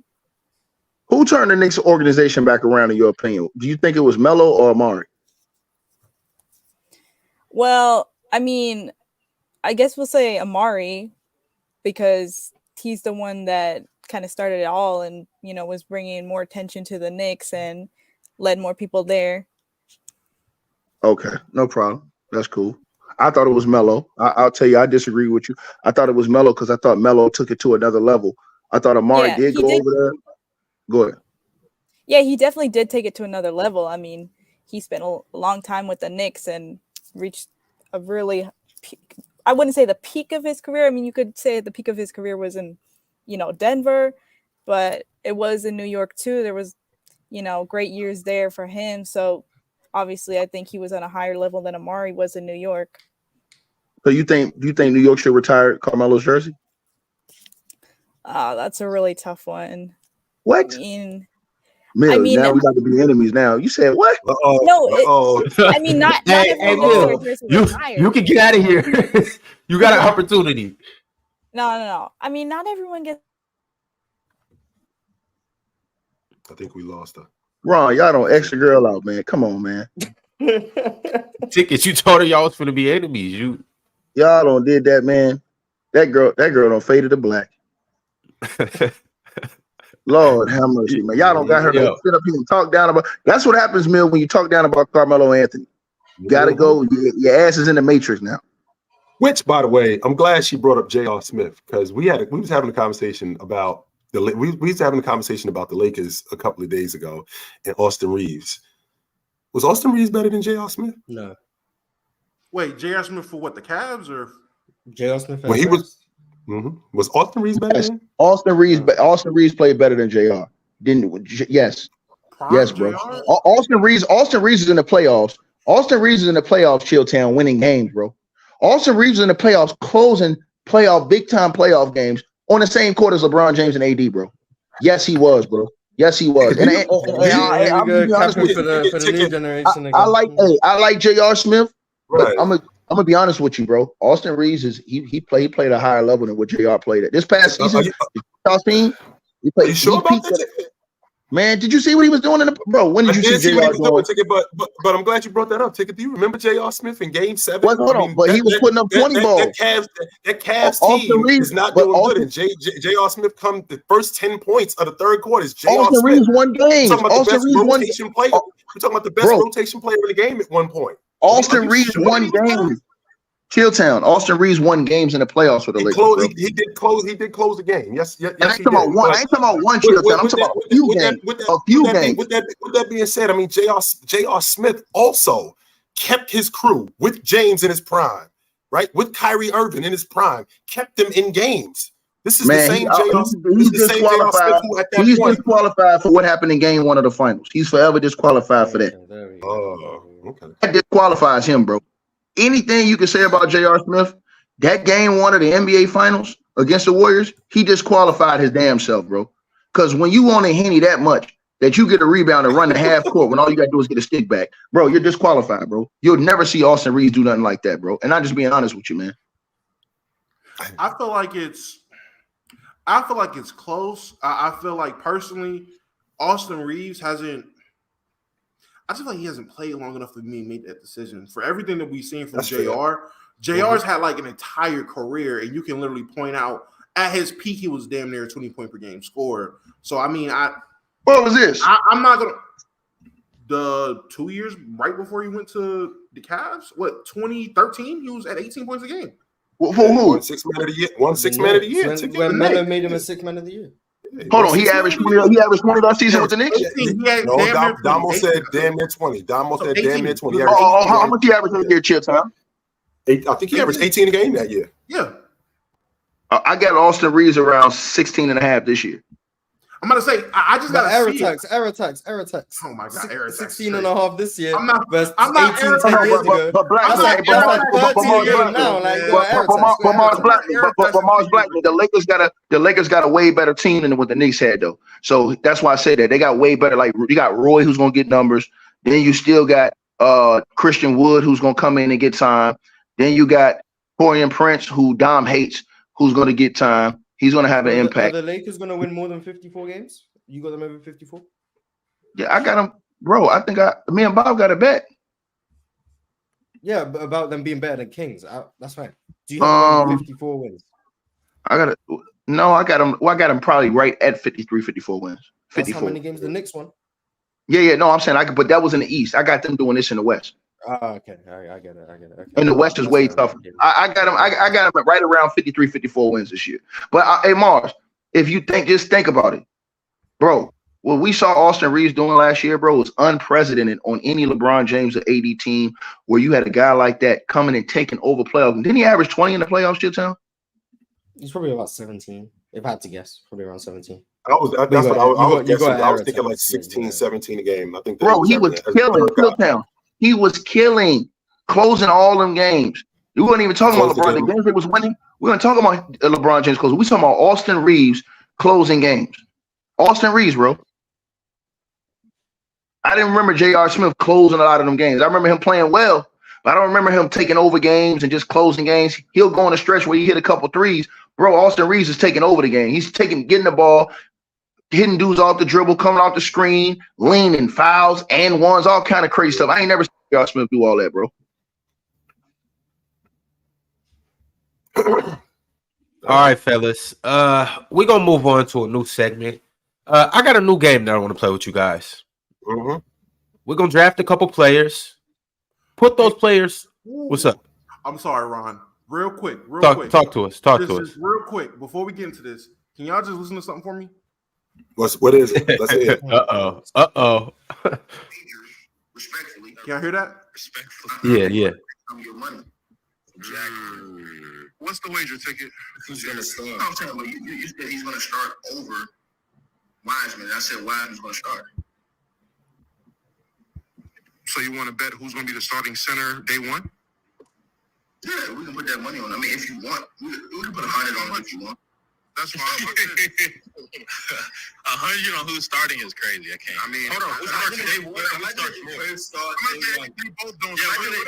they just both start and just. Yeah, what if it's Beef Stew? What if Beef Stew starts and neither of them are starting? I mean, one of then you get them start. You know, we both. Yeah, we going to push $100. Y'all donate $100 to the. Hold on, is it who's starting day one or who starts the most games throughout the year? Day one. Day one. Just day one quarter because you can't anticipate for injuries. Injuries and stuff. Yeah, I'm not doing that. Okay, bet, no problem. Hey, day one. If he's in the starting lineup, if Jalen Durant is starting over James Wiseman, you'll have $100 in your Cash App or whatever, your PayPal, whatever. I no problem with that. Amir, I'm not cut like these dudes. You understand what I'm saying? I'm cut from cloth. Hey man, listen, I ain't shallow. We don't gotta do all that, man. Listen, you needed the clip. The clip is if you want, I can send 100 between the cheeks of a girl that's thonged out. Like, hey, I would love that. Hey man, that's even better. Run that. That's even better. Yo, I'm dead serious. I don't want to. Better. That's not a problem at all. That's not a problem at all. Well, hey, what day is open tonight, Philtown? The 26th, Thursday. I thought it was 24. No problem at all, man. That's John. That's half a tank of gas money, man. I ain't no. That's nothing. You know what I'm saying? Hey, Ticket, you know, on second thought, I think I want in on this bet too. You want to make that with me too? We know why wrong. Now he don't already played the evidence. Well, you think I'm Keefe D? I'm gonna sit up here and just talk and tell him. No, I just like your money delivery method. But anyhow, Ron think I'm Keefe D. I'm gonna sit up here and incriminate myself. Yeah, yeah, man. I did it. I was in there, man. Was you there? I was there. Nah, I ain't finna do that, dog. So yeah, I ain't finna take no dummy bet, Ron. I bet you that Seattle don't come back in the next 2 years. That's heat. Nah, we could do 4. Nah, I ain't doing 4 because I already know by then. They would have fun. All right, y'all. Let's keep it pushing. But here's the thing: I need 2 people from the chat to come up here and join the show. So I'm gonna drop the link in the chat. The first 2 people to come up here, y'all could go ahead and join this next game that we about to play. Link's coming in the chat right now. With your cameras on. There you go. Thank you, Mars. Thanks for setting the record straight. So if you don't got your camera on, don't even bother clicking on the link. But there it is right there. Dropped it in the chat. Oh, oops. There it is right there. There you go. In the meantime, we got a few super chats. So we're going to go ahead and read this while I wait for a couple people to file in. Alan R. says, someone tell Adonis to get off the mic. That verse was trash. Stick to drawing, buddy. He's what, 4? Now, so you about to come at a kid? That's crazy. Are you serious? I mean, if you ain't got talent, you ain't got talent, man. How many? I'm pretty sure Drake wasn't rhyming like he rhyming today at 4 years old. I'm sure he. Well, then he should have gave it up. Just quit. I don't understand. If you ain't got it, you ain't got it. Album Damn. just came out. There's no way you're hating the album that just came out, bro. There's no. I haven't listened to it, but I've listened to half of it. It's cool. It's not his best album, but it's cool. It has some cool songs on it. Has some stuff that I'm gonna skip. It's a cool album. I've heard the first half is not great, and then the second half it picks up. That's what I've heard. So it depends on how much you like Drake and what kind of music you actually like. I can see why somebody would say the first half is mid or trash or great. It depends on the listener. But everybody unanimously, oh no, this is trash. It came out at 6 a.m. and I'm looking on Twitter at 7:15. No, this is the worst Drake. I'm like, all right, buddy. There's no way you listen to the whole thing, really listen to it in an hour, and you got it's the worst Drake album ever. Hey, Domo, I do want to say one thing to you about that bet, though. What up? That bet is locked in. So it doesn't matter if Jalen Duran falls off the Eiffel Tower and gets an ankle injury. If he's not in that lineup, we literally said that. No. That was in the clip that I played. The perimeter. Okay, cool. I just want to make sure because I didn't want to hear no injury excuse. Because if he gets hurt in the preseason, no, Ticket's saying the opposite. Though he's saying if Jalen Duran suddenly gets injured and James Wiseman starts, he wins. No. And what I'm saying, I'm saying I don't care by hook or by crook. Yeah, that's what you guys are disagreeing right now. Right, I'm just making sure that all loose ends are tied, so we don't have shallow part 2 up here. And I am letting you know none of that nonsense going on. It's in the clip because someone brought it up. It says very clearly, we both agreed. I agree. Hey, no. Hey, Domo, we cool. Hey, Domo, I bet it's. I know you're not shallow. Shallow out here struggling to pay his rent. So he was hoping that he would win that bet from me, so that what I'm saying, he ain't had to keep working triple overtime and stuff like that to get that rent money. But like I said. He thought he was making a dummy bet. He thought I was going to lose. And he thought you wasn't going to ask for your dough neither. He That's fact. Thought that. Yeah, he thought you was just going to be like, I ain't tripping on that. That's what he thought. Right. But we operate off principle, Chilltown.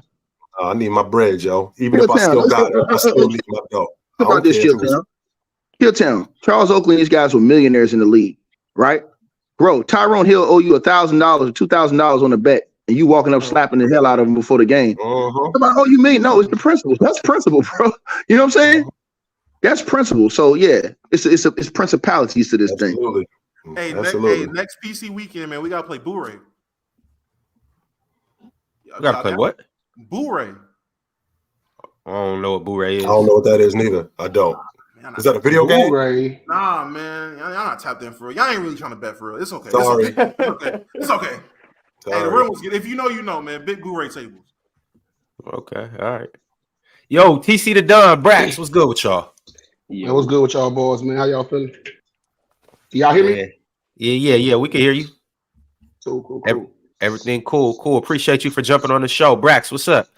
What's good? Can you hear me? Yeah, we can hear you. We done seen you in the chat a lot. It's good to actually, have you up on the show. Man. Good to be up here, man.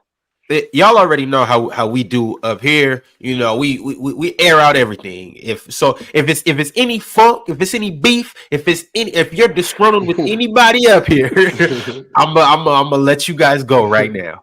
If not, we could get to the game. Nah, I ain't got no beef. Okay. Chill, you got beef? We good? We good, bro? You tell me. I work here, B. I mean, you pulled up to my job. I work here. Oh shit! It ain't like I pulled up to your crib. I work here, so. Yeah, bro, I'm gonna keep it cordial today, man. Okay.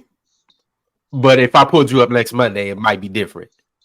I might be in a different mood Monday. All right, cool. Hey, chill. You taking the day off, I guess. All right. I'm gonna read a couple more super chats. Twiz or TWXZ said Dale doesn't watch ball. His takes on these young players are bad. See, y'all ain't got no disrespect. Y'all ain't got no respect for dudes that play the game. Y'all will sit up here and condescend a dude like Dale, who's played professional basketball for all these years. That's the problem I got. Man. Playing the game doesn't mean you watch the NBA. So Dale's coming up here. So y'all really think Dale's coming up here winging it? He just coming up here talking about something he ain't watching. Dale self-admitted that he doesn't watch most of these games. Yes, I do think Joe comes up here and talks. He doesn't watch none of these guys that are on national TV. He said that on air. He said that. Yeah, he's actively said that. So yes, I do believe Dell comes. He does not. For what he said about Nic Claxton, he clearly does not watch him. He said that on the Hornets episode. Yes. Why are we talking about the Hornets when there's actual good teams to talk about? No one wants to hear about that. Why? What do I need to watch LaMelo for? What do I need to watch the Magic for? He said that. These are his words. Yeah, Nic Claxton is very limited, though. He is very limited player. We were just talking about him defensively. That's all we're talking about. Defensively, no. I'm just saying in general. I'm saying I think he's very limited. Period. I mean, yes, he has limitations offensively, but we were strictly talking about his defense. Yeah, no. I'm saying I think he has limited. No, I think his game is limited on both ends, offense and defense. I think he does certain things well. I think he does certain things well defensively, and that's it. Like some players, huh? Can I ask y'all a quick question? Oh, go ahead, TC. I would ask y'all something about y'all saying the lead. Dale was trying to stick on a point, and I don't think he could really explain it well. But I'm gonna ask. So, Domo you was saying that Elite was like he is top 15 person, so that automatically kind of like I won't say you said automatically, but that kind of qualifies him to be elite. Dale's point was kind of like that doesn't the way Mars was explaining it was kind of like it doesn't necessarily automatically have to be elite players just because there's So, do y'all think that the way that y'all look at elite is based off of just who's available, or would you say that these elite players stack up to other elite players of other years? I agree with what I agree with what Del said. I don't think top 15 makes you elite because you could be in a league where there's just not 15 elite people. So I'm not going to say, if you're top 15, you're elite, because if you're in a league, that's ever been the case though, Mars? When has that ever been the case? So let's say we're talking about big men. Okay. Right? In the mid 2010s, there is not 5 or 10 elite bigs in the NBA. I'm not going to say because you're a top 10 big, you are elite, because you're just in an era where the bigs aren't very good. Versus in the 90s, where maybe that might be the case because there was more elite big men to choose from. Elite isn't about where you rank top 10, top 15. If the top 15 is trash, you don't have to be elite because you're 14 out of 15 when there's only like 8 really elite guys. So I think it just depends on how you stack up and are you actually elite. Is just, for me, it's a perspective thing. But Nic Claxton is elite. Nic Claxton is going to be elite defensively. If there's 20 elite guys, he's one of them. If there's 10 elite guys, he's one of them. That's how I think. But I feel like it's dependent on the year, though. I feel like it's a year-by-year case. And it's a year-by-year basis. Calling somebody elite, I agree on that. If somebody is a top, no matter how shallow the league is, it's based off the league at that time. When I'm saying somebody, if you're top 15 this year, that will make you an elite defensive player for the season. I'm not comparing you to the top 15 guys from 10 years ago, 15 years ago, 20 years ago. I'm just saying what the league is right now. So it's like a yearly relativity. It's a yearly thing because every year things change yearly.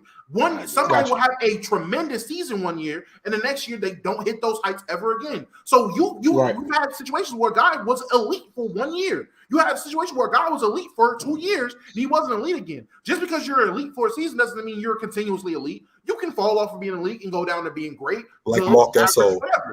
Literally, it's dependent on the year. That's all I'm saying. My point was, for a year, the top 15 best defenders in that season would be considered elite defenders. Just like in the 60s, if you look at the top 15 point guards in the 60s, yes, compared to now or the 80s or whatever, they might not have been deemed elite. But at that time in the 60s, those were the elite guards in the NBA. Well, the top 15 in the 60s was the starting and backup point guard on every team because there was 8 teams. 70s, Mars. I'm sorry. 70s. But you get my point. Yeah, I get your point. You get my point. My whole thing with Dell was if he's saying, "Hey, I feel like pass it." But my thing is, I'm not. Ribs on hand did not bring something for everybody else. Word is born. He did that. No. Oh yeah, that's what's so man. Word is born. This dude brought food up there and did not bring something for everybody else. What type of shit we on? I'm sorry, Domo, if I interrupted you. You know I be bullshitting. My issue was that he had an issue with Mars saying there were 40 players better than Julius Randle, and his point was, Julius Randle was an all NBA player. Okay, so do you believe every year, the all NBA first teams Are those the best 15 players in the league? Because I don't believe so. I don't believe accolades make you just the best or the cream of the crop. Right. I don't think the best player wins MVP every year. The MVP, I don't think that's the best player award. It's most valuable player. There's narratives behind it. It's semantics behind it. But there's plenty of years where the best NBA player didn't win MVP historically. That's but he did. But even if he didn't win the league MVP, he was still playing at that level. And number two, what Mars just got finished talking about, when you have guys where a position is weak, that shouldn't negate me if I'm playing at a high level from being one of the elite players in the game. So what, I play the 5 and it's only 3 elite 5s in the game, but I'm still awesome and it's 10 or it's 8 wings that are awesome. That's not going to negate me from still being one of the best players in the game. That doesn't do it. That doesn't take away from that. And Domo, you and I are definitely at odds about. There's a reason why there's an All NBA team. There's a reason why there's an All League defensive team. There's a reason why there's a 6th man of the year, because we separating those guys from the rest of the guys. That's why those guys all play at that level, because they're trying to get there. Now, that doesn't mean that these other guys, those guys that's playing at that level, aren't as good, but there is a separation between the guys that's playing at that level, the guys that made the team, and the guys who are not playing at that level. So when I see a guy playing at an all-league level, that's why I put those guys where they are. I can't just say that a dude is playing at an all-NBA level, but this dude is better at basketball than him. What did you produce to say that you played at an all-NBA level? Zach LaVine did not produce to say that he played at an all-NBA level last season. No, he didn't. Okay, so let me ask. One, so do you believe Julius Randle last year was a top 15 player? I do not think he was a top 15. I don't think he played at the level of a top 15 player last season.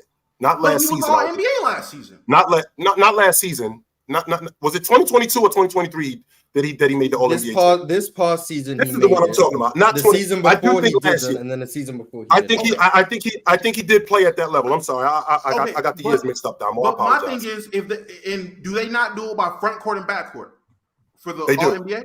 Okay, this is about to be now positionless, which is I hate that. By the way, and that will make it a lot better. And you won't see a lot of guys that probably made it before ain't gonna make it again. But if there are an abundance of backcourt players that are making it, somebody's getting left off. If there's 15 great guards, someone's getting left off of the All NBA teams.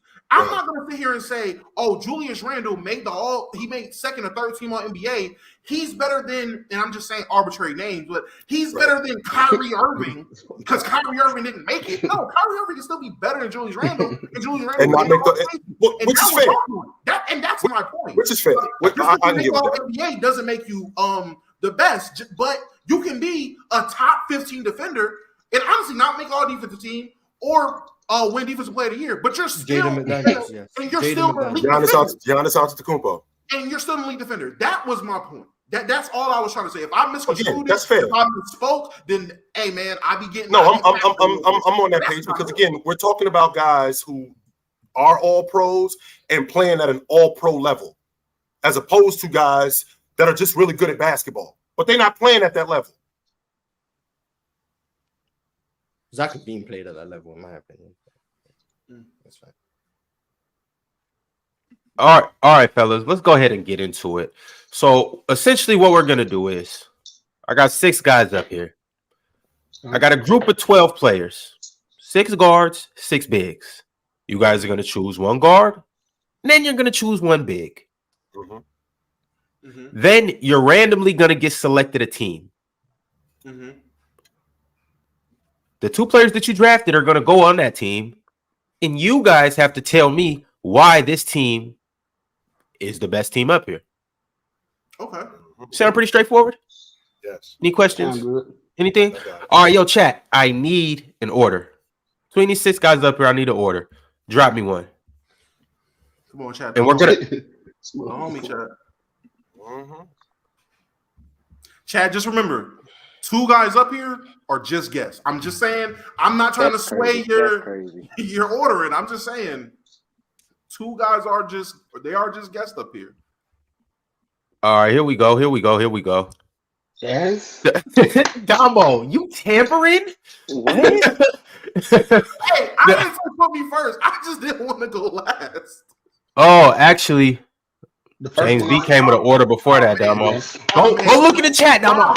Ron's cheating right now. Hey, look. You gotta go look at the chat. James B came with one. I can't cheat my man James. He's an avid person in the chat. So that doesn't count. Because why are you on here? You're not doing it with us. That's crazy. Look, this is an invalid list. You can't use this. Why are you naming it? James B said Brax, TC, Chill, Domo, Ticket, Mars. Unfortunately, I'm not in here, but appreciate you for putting me last, James. You're telling me I get put last because you're mad at Domo tampering. That's crazy. See how you doing, man? James went first.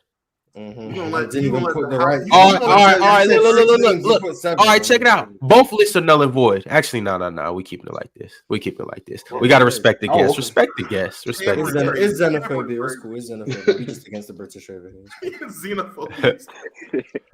All right, here we are, guys. This is the list of players right here. Can you see him? Yes. Yeah. Yep. It's who we rocking with. So, first. These are the 12. Who's it on first? 1, 2, 3, 4, 5, 6, 7. So we got 12 guys. Yeah. Can y'all see them? If not, I'll let you know who's on the board if you can't see it. But Brax is on you, and you get one guard or you get one big. So you get to choose from one of these two. But Brax, who are you rocking with first? Does he get to pick both first, or does he only pick No. It's going 1 through. So we're going in this order: 1 through 6, and then we're snaking it back 6 through 1. Oh, okay, cool. Mm-hmm. Oh, Gotcha. Okay. And it doesn't matter if I choose a guard or a big first. No, you whoever you want first. Don't pick my player. Give me Ant. Brax rocking with Ant-Man first. Damn. Let's see. All right, TC, you got it. I'll go. Who is that in the middle or on the bottom row? Who is that in the middle? In the middle on the bottom row, that's Jaren Jackson. Jaren Jackson, okay. Kyrie gonna be out for personal reasons.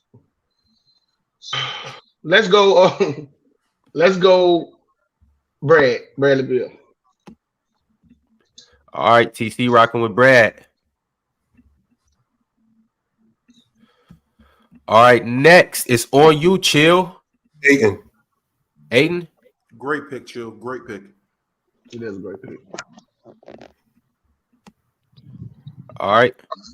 Chill got DeAndre Ayton.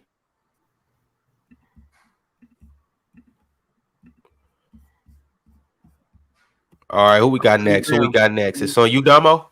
Bam. Oh, slim pickings over here at the last pick. Bam. That's what happens, Mars. All right, Ticket. Who you rocking with? Man, it's some very disrespectful people. It's some very disrespectful people in this chat, man. Got to go with the heartbreak kid, Kyrie Irving. Ticket with Kyrie. All right, Mars. Last but not least, or maybe. Can I draft my team before I draft the player? No. You ain't never lied. Wait, aren't the teams random? The teams the teams, you're not going to know what team you're going to get. Oh. So I could just Drew Holiday and Jaren Jackson. Mars rocking with defense. All right. Ticket is back on you. What's good, homie? What's up? Who you want to pair with Kyrie? It got to be a big. You got Pascal Siakam, Lauri Markkanen, and Miles Turner. Pascal Siakam, Lauri Markkanen, and Miles Turner. You said? Yeah. The dude who had them fly pants on. Don't forget. Don't forget that too. Yeah, Ticket ain't picking Miles Turner. We know that.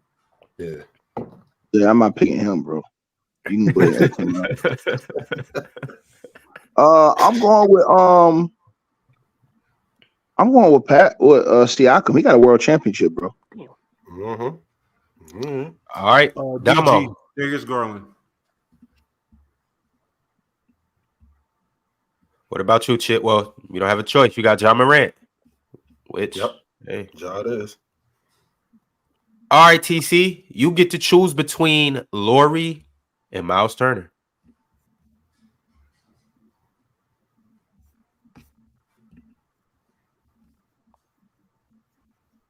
You Can you muted, scroll TC. down so I can see the teams? My bad.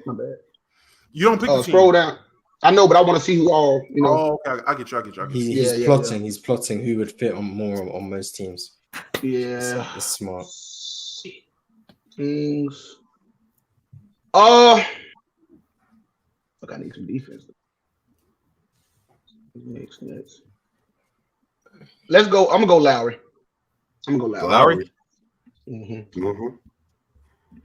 All right, Brax, you've been left with Miles Turner. Miles Turner goes last. So for everybody out there who can't see, if you're just listening, I'm gonna reel off these teams for you, or the two players that everybody chose, and then I'll let you know the teams that are coming up next. So Brax has Ant and Miles Turner. TC the Don has Bradley Beal and Lauri Markkanen. Chilltown has DeAndre Ayton and John Morant. Domo with Bam and Darius Garland. Ticket got Kyrie and Pascal Siakam. And Mars has Drew Holiday and Jaren Jackson Jr.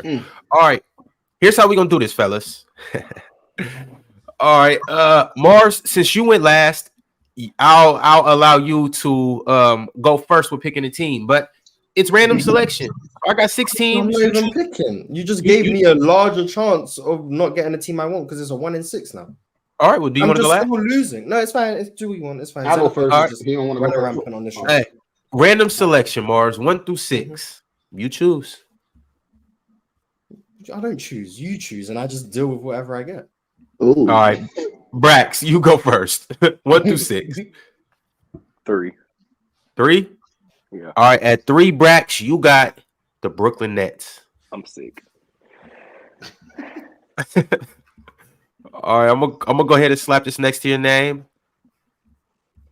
Oh, then can't I just remember the order that the teams This are is in? gross, Ron. This is I mean, if you want to, if that's what you think's gonna get you ahead. They're right there. I mean, I can just... It's on me. Yeah. Let's do 5. 5. You got the Chicago Bulls.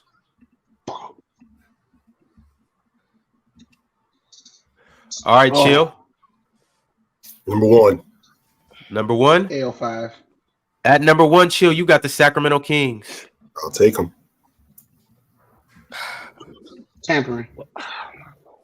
Domo. What numbers are left? You have 2, 4, and 6. 4. No, 2. You got the Knicks, Domo. Fuck.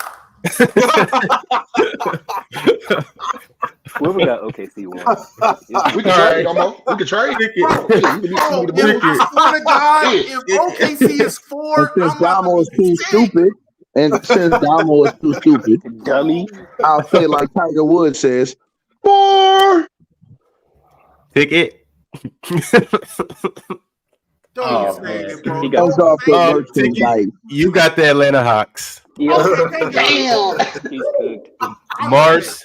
I'm Ooh, okay. Kyrie. Domo would have had a trade. conniption. Yo, I would have. You changed that number 2 just to help Domo now. They did. Yes, he did, Ticket. I Yes, promise he did. you I did. Oklahoma City was going to be 4. Yes, they were.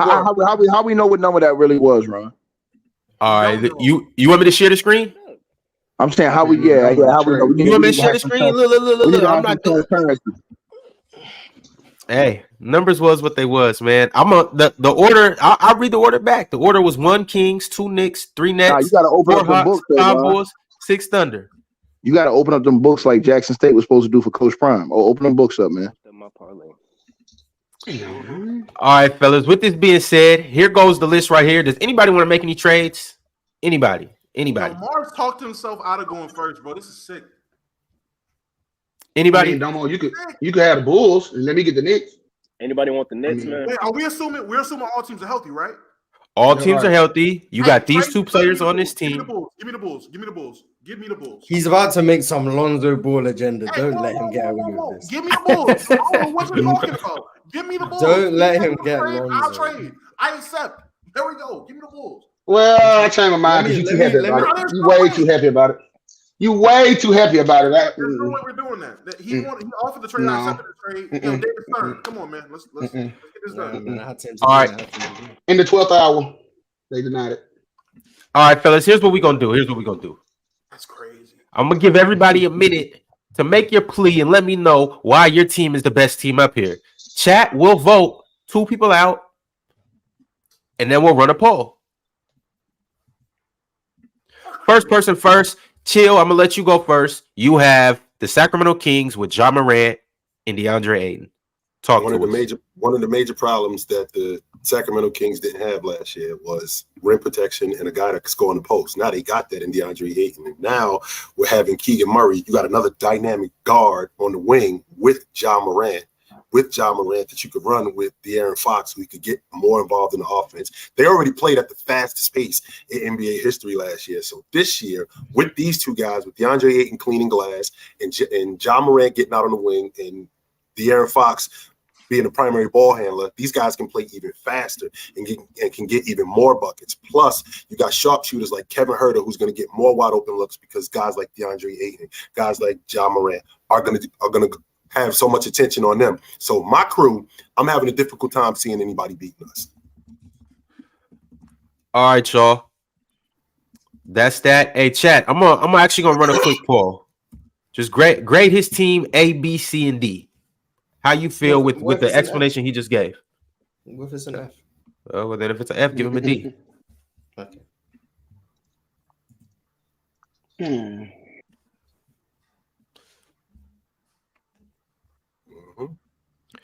All right, next we're gonna rock with you, TC.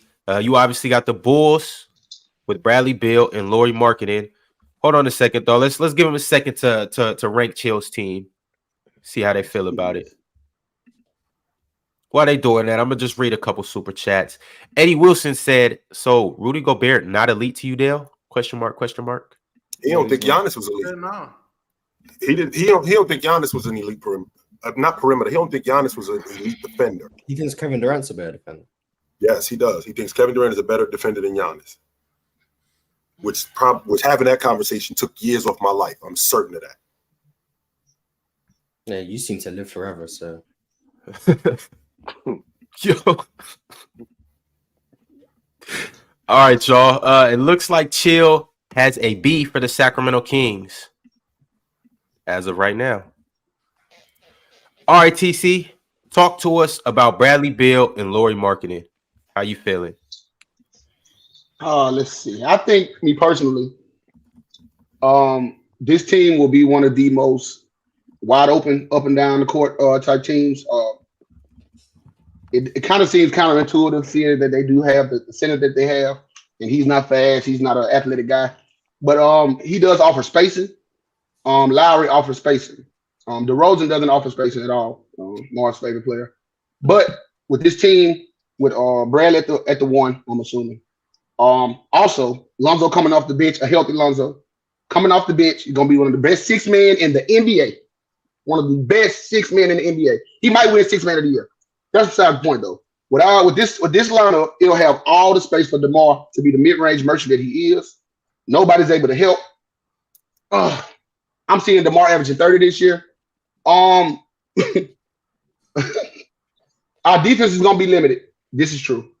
But other than that, I feel like this team will be able to run and gun with some of the best of them. And you're gonna have to stop us from getting to 150. I think that's why we're the best. All right, you heard TC. I'm running a poll right now. After his explanation, the Bulls with Lauri and Bill, you guys give him a grade, and that's what we'll rank him. In the meantime, in between time, while you guys are doing that, does anybody have anything to say about that? Actually, I don't want to sweat it. I don't want to sweat the polls. Don't sweat the polls. So we just gonna read Jameer Toussaint's super chat. He said PC needs to watch more League Pass. Obviously, shaking my head. Facts. We need to watch more. We need to watch more of these non-nationally televised teams, man. Well, here's the question. I think that they need to be more specific. Don't say PC because we watch games. Mars already got me watching the goddamn Detroit Pistons and the San Antonio Spurs, and they had tough watches last year. So we watch games. I don't watch San Antonio as much as I should or as much as Mars asked me because they were a tough watch last year. Detroit was too. But I did try to watch them as much as I possibly could, Mars. Watching Detroit was like eating bad food. I was like, ugh.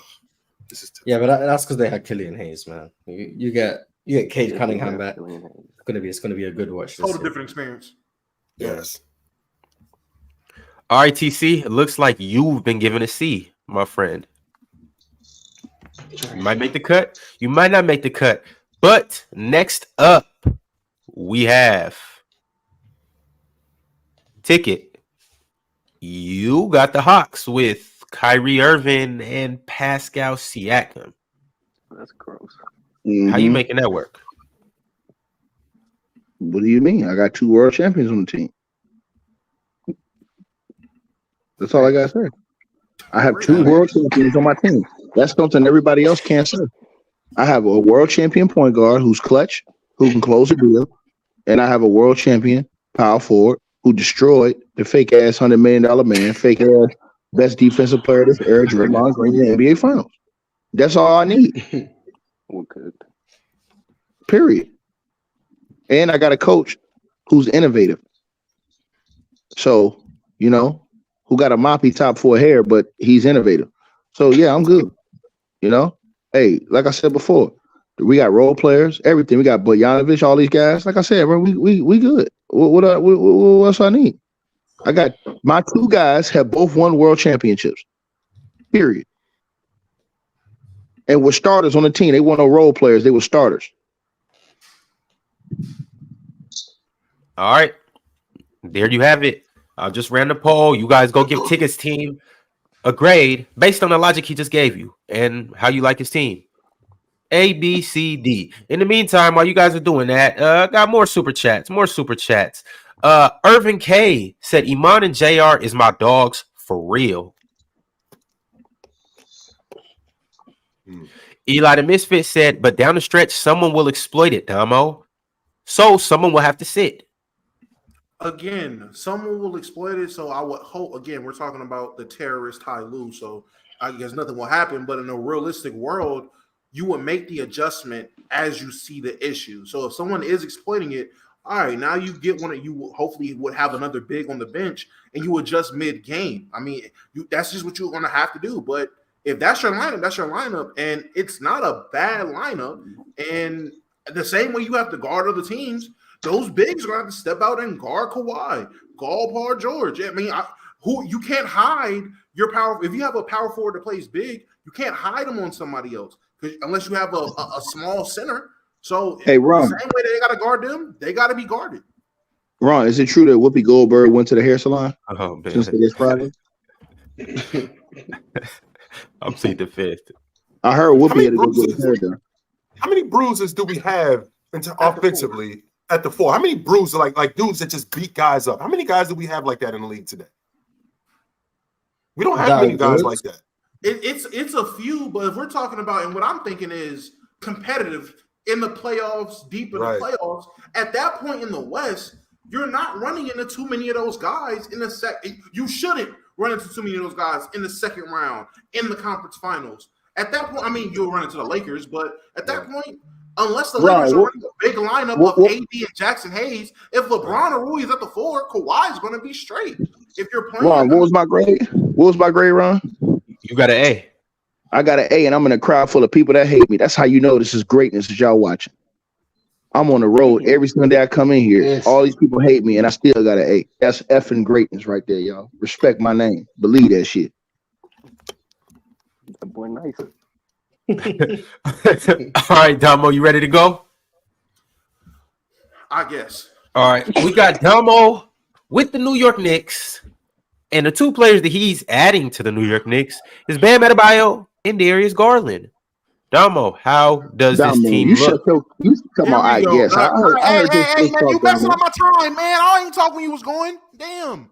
All right. Anyway, if you look at this New York Knickerbocker team, adding Darius Garland, adding Bam, obviously you'll have a starting lineup. And understand, I get that the backcourt is going to be a little bit small, but the offense and the compatibility makes up for it. You're talking about Darius Garland and Jalen Brunson, 2 40% 3-point shooters, guys that both can play off the ball, play on the ball, and play make fairly well. One is deemed on this panel as a black hole, but that deficiency can be handled when you get an actual playmaker like Darius Garland next to him. You have that in the backcourt. You have RJ at the 3, Julius Randle at the 4, and Bam at the 5. Having Bam at the 5 to anchor your defense will negate some of those defensive liabilities in your backcourt. And I'm not gonna lie to you, it's a guard league, man. A lot of guards out here not playing defense but having to score. So it's an offensive league. We can live with that. Off the bench, you have Quentin Grimes, you have Quickly, you have DiVincenzo. We have the depth to really make a push and be a great team. And any given night, if you have a team that wants to play big, we can adjust. I have no issue bringing Jalen Brunson or Darius Garland any given night as a 6-man off the bench as the guard. I have no issue if you have to play super big and have Mitchell Robinson and Bam Adebayo on the court together to stop some of these bigger lineups. And Julius Randle coming off the bench will be the best 6-man in the NBA. So I have no issue. It's nothing but the ultimate game change, the ultimate game plans, all the adjustments you can make. There's no team that's a bad matchup for us because any given night we can make a clear adjustment, a cool adjustment, and handle any star, anybody in the NBA. You might have some guys that have championship players or guys that have rings on these teams full of losers, but this team has a guy that went to multiple finals and was a pivotal piece to both of those finals teams. And you're adding that to a team full of grit and grind. All right, y'all. I'm running the poll right now. Grade Damo's team. The Knicks with Bam and Darius Garland. Y'all give King Mabel an F. Give him an F. All right. Why y'all Quickly and Grimes? Niggas don't listen. Y'all niggas is on dick. I ain't gonna hold you. This is crazy. I literally said that. I literally said quick. You didn't even mention Quickly and Grimes because you're too busy on your knees. Nigga. Crazy. Not listening. Jay Does It 15 said the word elite gets thrown around way too easily. No, it does. Not pertaining to Claxton, but it does. No, it doesn't. No, it definitely does. When you're talking about the top 25 players in the game, that's elite. When you're talking about a league of over 400 guys, if you're talking about the top 50 guys, that's elite. That's elite. That you're in almost the 90 percentile. So, Chill, what do you think the threshold is where elite gets cut off? Like, around what number do you stop being elite? The threshold for where you stop becoming elite. Mm-hmm. I think when you're when you're probably around top 100. Like after that, I think that's asking a lot. Okay. Is Nikola Vucevic elite?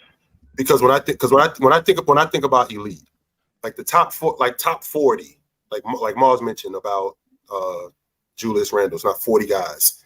Yeah, that's in the 90 percentile of the NBA. That's elite right there. Now, I'm going to take that back because the top 100, I think that's a little far. Okay, there we go. I think I'm gonna go back. I'm gonna get off. I'm gonna walk that one back.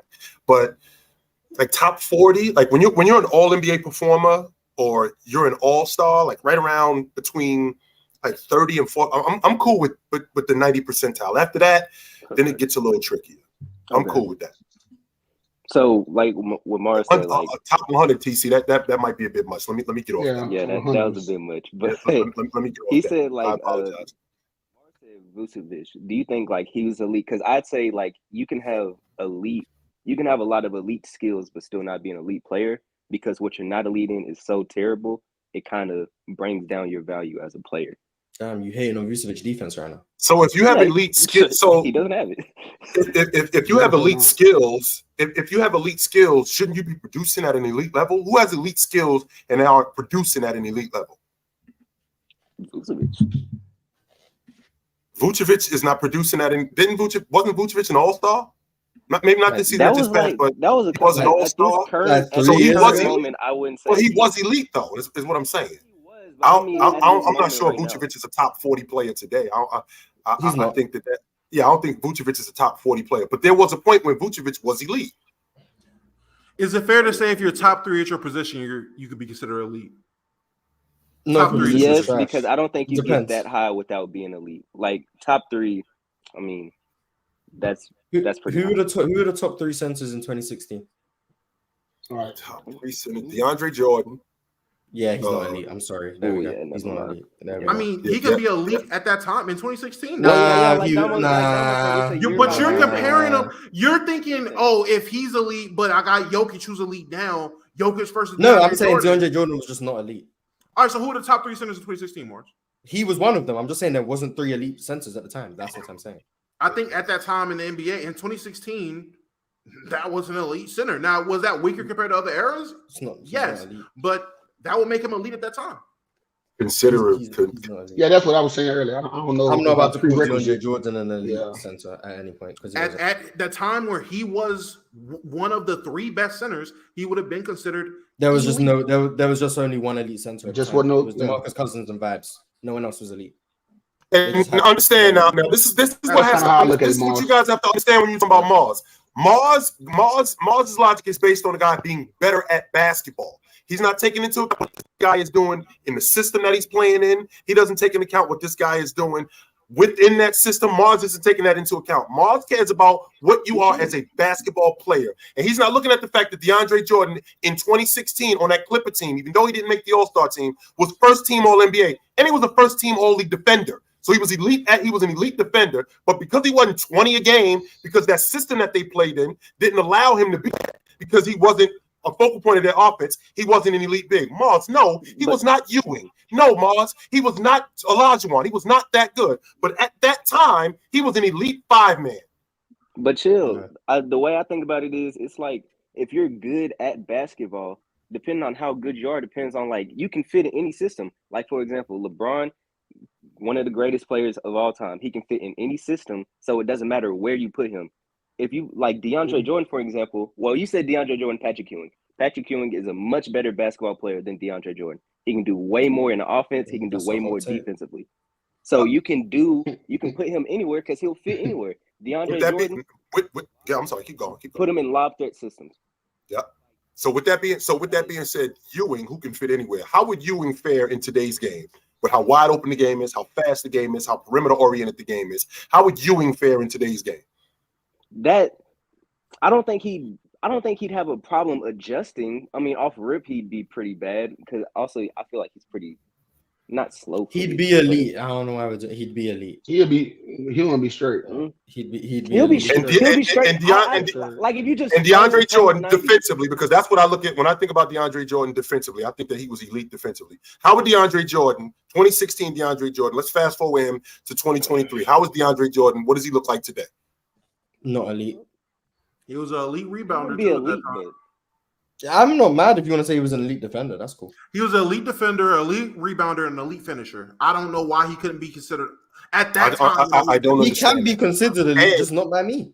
And on top of that's fine, Mars. And on top of that, Brax, we're talking about James. Not everybody's game travels. You know, a wise woman once told me when I was younger. Anybody can train a secretary. You can screw them up too, though. Russell Westbrook is a prime example of that. Russell Westbrook averaged a triple-double and took the Washington Wizards to the playoffs. He was on his way out the league when he got with the Lakers. We had people telling us that, Russell Westbrook isn't a starting point guard in the NBA no more. He gets back on the Clippers, and now he gets back on the Clippers, and he looks like he's going to play 3-4 more years. So it depends on where you are. Not everybody's game travels. Not only does not everybody's game travel, everybody's game doesn't fit everybody's system. So to play like that, I think it's a little bit different. Did someone say Jokic in 2016? Like, were we just talking? What? That was his Jokic became elite in like 2019. No, I'm saying someone in chat said Jokic. They put a list of players and Jokic was on it. That was his rookie year, gang. How was he elite? Jokic was or a top elite center, or a top center his rookie year. That's crazy. Oh, he may very well have been a top 8 center as a rookie, but that's a whole different conversation. All right, fellas, we got to get back to it. Domo, you got a B. So as of right now, Chill got a B, Domo got a B, Ticket is the only A, and TC, my dog, you got a C. All right, Mars, it's on you to talk about Drew Holiday and Jaren Jackson Jr. being added to the Oklahoma City Thunder. Why is your team the best team up here? I think I'm the only one who has a team where the two players I add aren't even better than the best player on the team already, which is Shea. So I'm adding these guys to complement Shea. Drew Holiday as an elite point of attack defender, something that OKC can definitely use, hence why they drafted Kayson Wallace, who was compared to Drew Holiday. Now they just get the real thing in the back end of his prime, still elite defensively. Jaren Jackson Jr. provides rim protection, which is something maybe the only flaw OKC had defensively was the fact that they didn't have much rim protection. Not only do they get Jaren Jackson, they also get Chet Holmgren, so they get doubled up on rim protection, something that they struggled with this year. And then you also got to factor in the fact that OKC's mantra this whole year has been versatility, ball movement, high IQ players. Drew Holiday, the definition of a versatile, high IQ basketball player. He knows where to be. He knows how to play defense. He knows how to move the ball. You now get Shea off the ball more because you have someone who can run an offense alongside Josh Giddey. Shea gets to thrive more as a scorer. Josh Giddey now isn't asked to be the main playmaker of the team. Now he's a co-playmaker with Drew Holiday. Jaren Jackson Jr. can stretch the floor. He's actually developing a bit of a post game. You also have Chet Holmgren's extreme skill playmaking. And then we haven't even mentioned the fact that you got Isaiah Joe off the bench, who's an elite shooter. Victor Oladipo is on the team. If you need more defense, you got Lou Dort. You got the two Jalen Williams who are extremely versatile, extremely good defenders, extremely good playmakers. The team really has no flaws. The only maybe flaw you could argue is physicality, but I think you can get by the physicality. I can shoot down a narrative. You got all the versatility. You guys don't have enough shooting, Mars. When you put Lou Dort out there, hold on. We gotta stop. We about to get to the next round, and we about to get to the next round, and we go debate. Hey, hold on. This ain't the jail. This ain't the jail, Crooked T.O. This ain't the jail right here. Yeah, all right, look. You ain't finna throw me in solitary and have me in there 23 hours a day. Yeah. Hey. Yeah. Y'all go vote Mars' team right now. All right. Y'all got a minute to go put the vote in. Mars is off to a fast start. Ron, I swear to God, Chilltown was a crooked CO, bro. Chilltown was one of them dudes. I promise you, I wasn't Chilltown was one of them dudes. You know me. Ticket, I've actually spoken to you off camera. You know me, Ticket. I was not taking bread. I was not taking anything from them dudes. I was not. I know that shit comes back on you. You probably beat the I had one of the inmates tell me after it was 5 o'clock. It was after visiting, and one of the inmates stepped to me and said, "Yo," he said, "Officer Womack, my sister think you cute. I could get her number for you." And I said, "Let me make sure I'm understanding it. You get me her number. I call her. I start smashing her. Now I owe you." No, that's not the way that works, B. I don't think so. No. Hey, Ron, this boy Chill got some stories. No, it's not the way that works. I mean, I was born at night. I just wasn't born last night. I'm a little bit smarter than that. Come on, B. Chill, but you thought about it, though. No, I didn't, because his sister wasn't really that cute. No, she wasn't. That's what it was. I'm good. I'm straight. I'm really stuck on this. I ain't gonna lie to you. I don't want to rehash things, but while we waiting, Mars, you really think Jokic in 16 was a top 8 center? 1000%. When he showed up in the league, the heavy jelly. You know what? Maybe if you name 8, I might be like, okay, maybe not. Off the top of my head, I'm going through looking right now at that year, and I'm not gonna hold you. I'm just looking at. I'm pulling up just the rebound leaders of that year, then looking at everybody's statistical evidence for that year. Right. I'm not. Domo. How about Jordan? Domo. How about Jordan? Jordan was easily a top 10 center. He was okay. Top 3. I want to name him off though. Hold on. Let me name him off. Drummond. Okay. Now Mars. With this, think about what we're talking about, Mars. I said okay. Drummond. Okay. I said DeAndre Jordan. Cool. Dwight Howard. Cool. Hassan Whiteside. Over now again, who we talking about, Mars? We're talking about basically Rook or second-year Joker. No, I know it's rookie Jokic. That's what we're talking about. I ain't gonna lie to you. I'm not mad if you say I skipped over. My silence is my answer. My silence. Okay. So I'm not even mad at that. DeMarcus Cousins. Yes. Pau Gasol. In Chicago. Yes, Chicago Gasol. Sure, we'll give you Pau Gasol. Okay. That's 6. I don't want to say no. That's 4. That's fine. Okay, that's 4. With Drummond, Jordan, Dwight, Cousins, and Gasol makes 5. I'm sorry. Rudy Gobert that year. 6. Karl Anthony Towns, his rookie year. It's closer than people want to say. But yes, Cat. Okay. Yeah, it's Cat. Anthony Davis, who was listed as a center that year. Okay, I guess. Okay, I'm just sure. I guess, sure. Yes, if he's a center, sure. Valanciunas on the Raptors.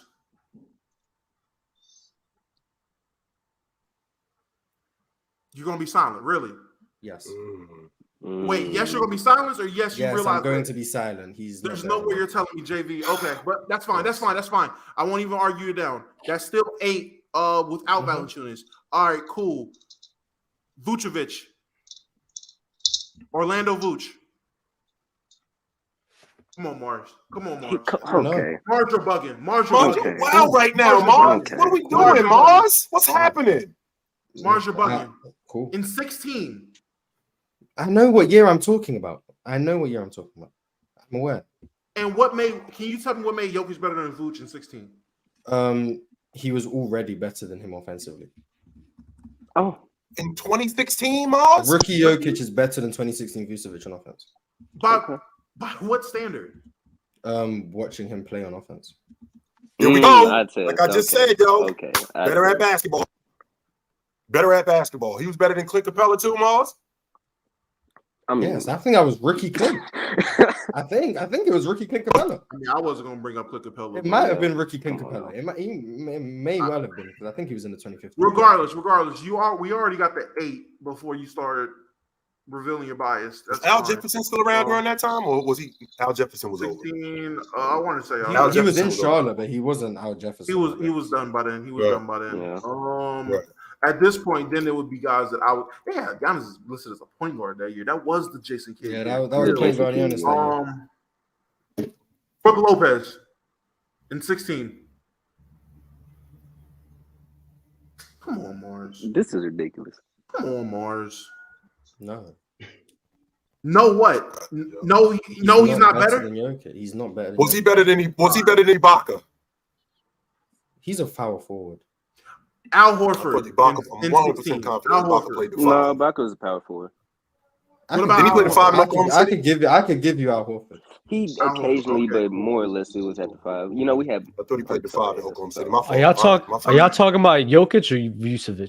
Rookie year Jokic versus these guys that same year. In the league. Well, I've just said 9 now, so I guess he wasn't top 8. Well, wait, and I'm not gonna lie, we got to about 11 or 12, and I just disagree with you. Brook Lopez, Brook Lopez in his rookie year, and Vucevic was all better than Jokic. I don't know. No. We're talking about Jokic's rookie year in 16 versus the field in 16. So all these guys that year. Brook Lopez, Vucevic were all better than Jokic that year. I don't know what Mars is talking about. Yeah, Mars is just chatting. I disagree with you guys. But regardless, that wasn't even for Mars. There was somebody in the chat that said that and told me I was bugging. He wasn't even a top 10 center his rookie year. It's arguable that you can say he wasn't a top 15 center his rookie year. He had okay numbers, but I just don't know how we're seeing a guy play 21 minutes, give you 10 and 7, and you're about to say, yeah, he's arguably top 8 centers that year. Because I watched him. That's fine. No, you did it. You didn't start watching basketball until KD got there, right? Yeah, facts. Yeah, so you didn't watch him, so move on. Hey, fellas, we got to keep it pushing just because we got to finish this segment. Yo, so Brax, it's on you. Yeah, it's on you. You got the Brooklyn Nets with who did I even pick? Ant and Miles Turner. Oh, damn. Added to the Brooklyn Nets. What you got, brother? So, adding a not French superstar, but potential superstar in Anthony Edwards to an already deep roster in the Brooklyn Nets. The point guard player with Ben Simmons, but if he's even half the player that we expect him to be this year, that would be just enough to have a lineup of Ben Simmons and the twins and Cal and Cam, and then Nic Claxton with Miles Turner off the bench. And we also have a lot of versatility with these lineups as well because the bench has DFS who can go from he can play a good amount of positions as well. Miles Turner, if you wanted to put Miles Turner and Claxton in at the same time, you could also do that. I'm not really sold on Den Shinnie, I'm gonna be honest with you, but he'll be a pretty good point guard off the bench as well. I'm pretty sure they also picked up Dennis Smith So yeah, it's a pretty good deep lineup. You just added the star power that the Nets need, and I think that'll it won't put them over the hump to be championship contention, obviously, but I could see them going pretty deep with a team like that surrounding Anthony Edwards. All right, cool. I'm gonna run this poll right now. You guys go ahead and grade Brax's team, the Brooklyn Nets, with Ant and Miles Turner on there. Y'all do that. While you guys are doing that, Dub, I want you to actually rank these teams on how you would do it. It's And so if they actually you play Cam Thomas, that would be good too. I'm sorry.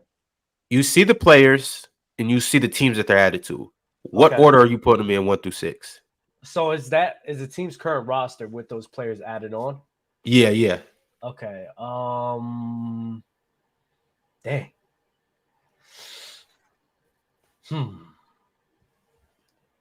If the Knicks traded Julius Randle, I would like what's his name? I would like Domo's team a lot, but you know he's a terrorist. Dub, you out on Julius Randle too? He Has can't come off Mars the bench. convinced you? Don't Has get me wrong. Mars convinced you that Julius Randle is garbage? Me and Mars about me convincing anyone. It's about watching the Knicks and realizing. Ever since before Mars even came on the show, I've openly stated I hated Julius Randle watching him. So you've been on that train before you even met Mars. Before I even met Mars, Dell and them would tell you that. Mars, who you got? Drew Holiday and who's that? Jaren Jackson Jr. Yep. No cap. I may go with Brax's team. I think that Anthony Edwards with Miles Turner, and then Mikal Bridges as like the secondary guy. I like that team's potential a lot. They got a lot of defense over there. I think Anthony Edwards could be that number one for them. I'm not gonna hold you. So you got Braxton number 1. Who you got it to? 2. And Brax, they just graded your team at B. I'll take it. Hey, I'll take it. There's no way you're taking that Brax team over Drew and Triple J on the Thunder. You're damn skippy, buddy. We are. The Thunder's so the top 3 for me. Nah, I actually do like Brax's team because number 1, I do too. We don't even know what Shea how Shea's going to play in the postseason. Number 1, so we still have to see that. So I'm gonna go with what I know with Anthony Edwards. The top 3 for me will probably be Brax will be 1, and then I'm debating in my head between Ticket and Mars. Bill knows the ball for real, man. But I may slightly go with Ticket squad. I'm not gonna lie. Pascal with Kyrie, Murray, and Trae Young over there. I think that's a lot of firepower. I'm not even gonna hold you. Trae Young and Kyrie Irving in the backcourt. They got DeJounte Murray too. I like that. I like that. The Knicks, no, they got a terrorist over there. I'm not with that. And then the Bulls have DeMar DeRozan too. I'm good off that. We're straight. Yeah, that's how I would have it. I think that's this the order just like this. No, probably Bulls. Why did you pick the Kings? You have another team. None of us did It was random. Oh, it was random. We just picked the number, and that's the team that came up when we picked the number. I'll pick Domos over Chills. Damn, Chill. How is it at the bottom, man? How is it at the bottom? Dub hates old heads. It's better than it's not as good as it was at the top when I was up there, though. All right, so I got a couple super chats, and then we're gonna get up out of here. Appreciate everybody for tuning in for this long. If you stuck around this long, go ahead and like the video because you stuck around for a reason. Jay Got Game came through with the super chat and said, "I'm a big Knicks fan. How do we get out of RJ and Julius Randle and get Mikal Bridges? I need the New York Villanovas." New York Villanovas is crazy. These dudes wild as hell, man. Cut your PlayStation off. MP13 said, "Mars, can I get a top 10 defensive bigs in the league? Because Dale sounds crazy right now. Claxton's defense is visibly superior when you watch him." Oh, Dale was up here today. What did he say? Yeah, he was up there. He said he's a Sam Whiteside. He said Claxton. He said he's not an elite defender, and the only elite defensive big man is AD. That's it. There's no other. The only. Now remember, that's crazy. This the same Dale that said Giannis is not that KD a better defender than Giannis. This the same dude who said that. When did he say that? I thought he said on-ball. He said on-ball defender. Oh, I remember that. They walked him down that road. I remember that debate. Actually, yeah, that was a bad one. Yeah, I remember that. I'm getting you warmed up for open gym. Let me know what that Ewing talk. Ticket, let me know when you're ready to have that Ewing talk. And Chilltown, there's one thing that you said about Mitchell earlier that I actually like. You said he may not be the better player, but he's the proper fit. And I'm going to tell you why. It's because of the offensive rebounds. Those offensive rebounds is key. He leading offensive rebounding. Oh, no. I was just telling you, like, I'm going to keep coming at you with Robinson because I think that Robinson's offensive rebound, if he does, you know what I remember the drill up downs, where if the ball's up, you stay up with it. It's happening. Yeah. He does that more, gets more to the foul line. I think he'll be a better player. Well, Mitchell Robinson lead the league. He led the league in offensive rebound, so I commend him for that, no doubt. All right, fellas, I got 2 more super chats to read, and then we gonna go ahead and transition over to Open Gym. I got you, Cowboy. One of these days we gonna get to that. Bruhman Fit Flow said, "Hey, Ticket, start bench cut of being an analyst. Jason Whitlock, Skip Bayless, Rob Parker. How you feeling, Ticket?" That's such a bad. He cutting all of them dudes. You don't like Rob Parker? You don't know Rob Parker, Morris? Not by name. If I see the face, let me. If you've seen his face, you would. He has failure of all time. Yeah, he has a. He's the one who hates Steph Curry. Oh, I know. And LeBron and all the other niggas too. Yeah, I know. All right, y'all. We're not here from Ticket. Yo, Dub, you want to take this? Nah, chill. Does anybody want to do this? Start bench cut. Go ahead, look, man. I don't talk about buck dancers. Then you got two buck dancers and a culture warrior. Dog cut. All right, bro. That's what you get, bro, man. Fifth floor. Cut. All right, last super. TC the Don. Shout out to TC the Don. I always seen him in the chat. What's up, bro? Yeah. All right, D Tucker said 400 students take a test and 200 get an F, 100 get a D, 85 get a B, and 15 get an A. How many students were elite? Elite equals quality, not random ratios. Hey, Ron, don't Rob Parker look like an ashy elbow? I'm just being honest with you. Don't Rob Parker look like an ashy elbow? No, he doesn't. He just look like he need lotion. Like, come on, get him out of here. This damn chicken crazy, man. Hey, Almighty Lambo, I got you. Almighty Lambo said Dale got passed around like a spliff and then dipped. Damn. Why y'all doing Dale like this? Mm-hmm. Dale, you didn't hear it. It was a bad Knicks fan because you don't watch all games. You don't even acknowledge it. So don't believe what Dale said. That last super chat that you read, Ron. So half the people failed the test. We didn't even talk about how hard the test was. It's not like it wasn't like it was a ABC 1, 2, 3 test. And this logic doesn't work because the NBA is the best players on the planet. It's not just a test; it's the test. What are we talking about? 1% of basketball players, right?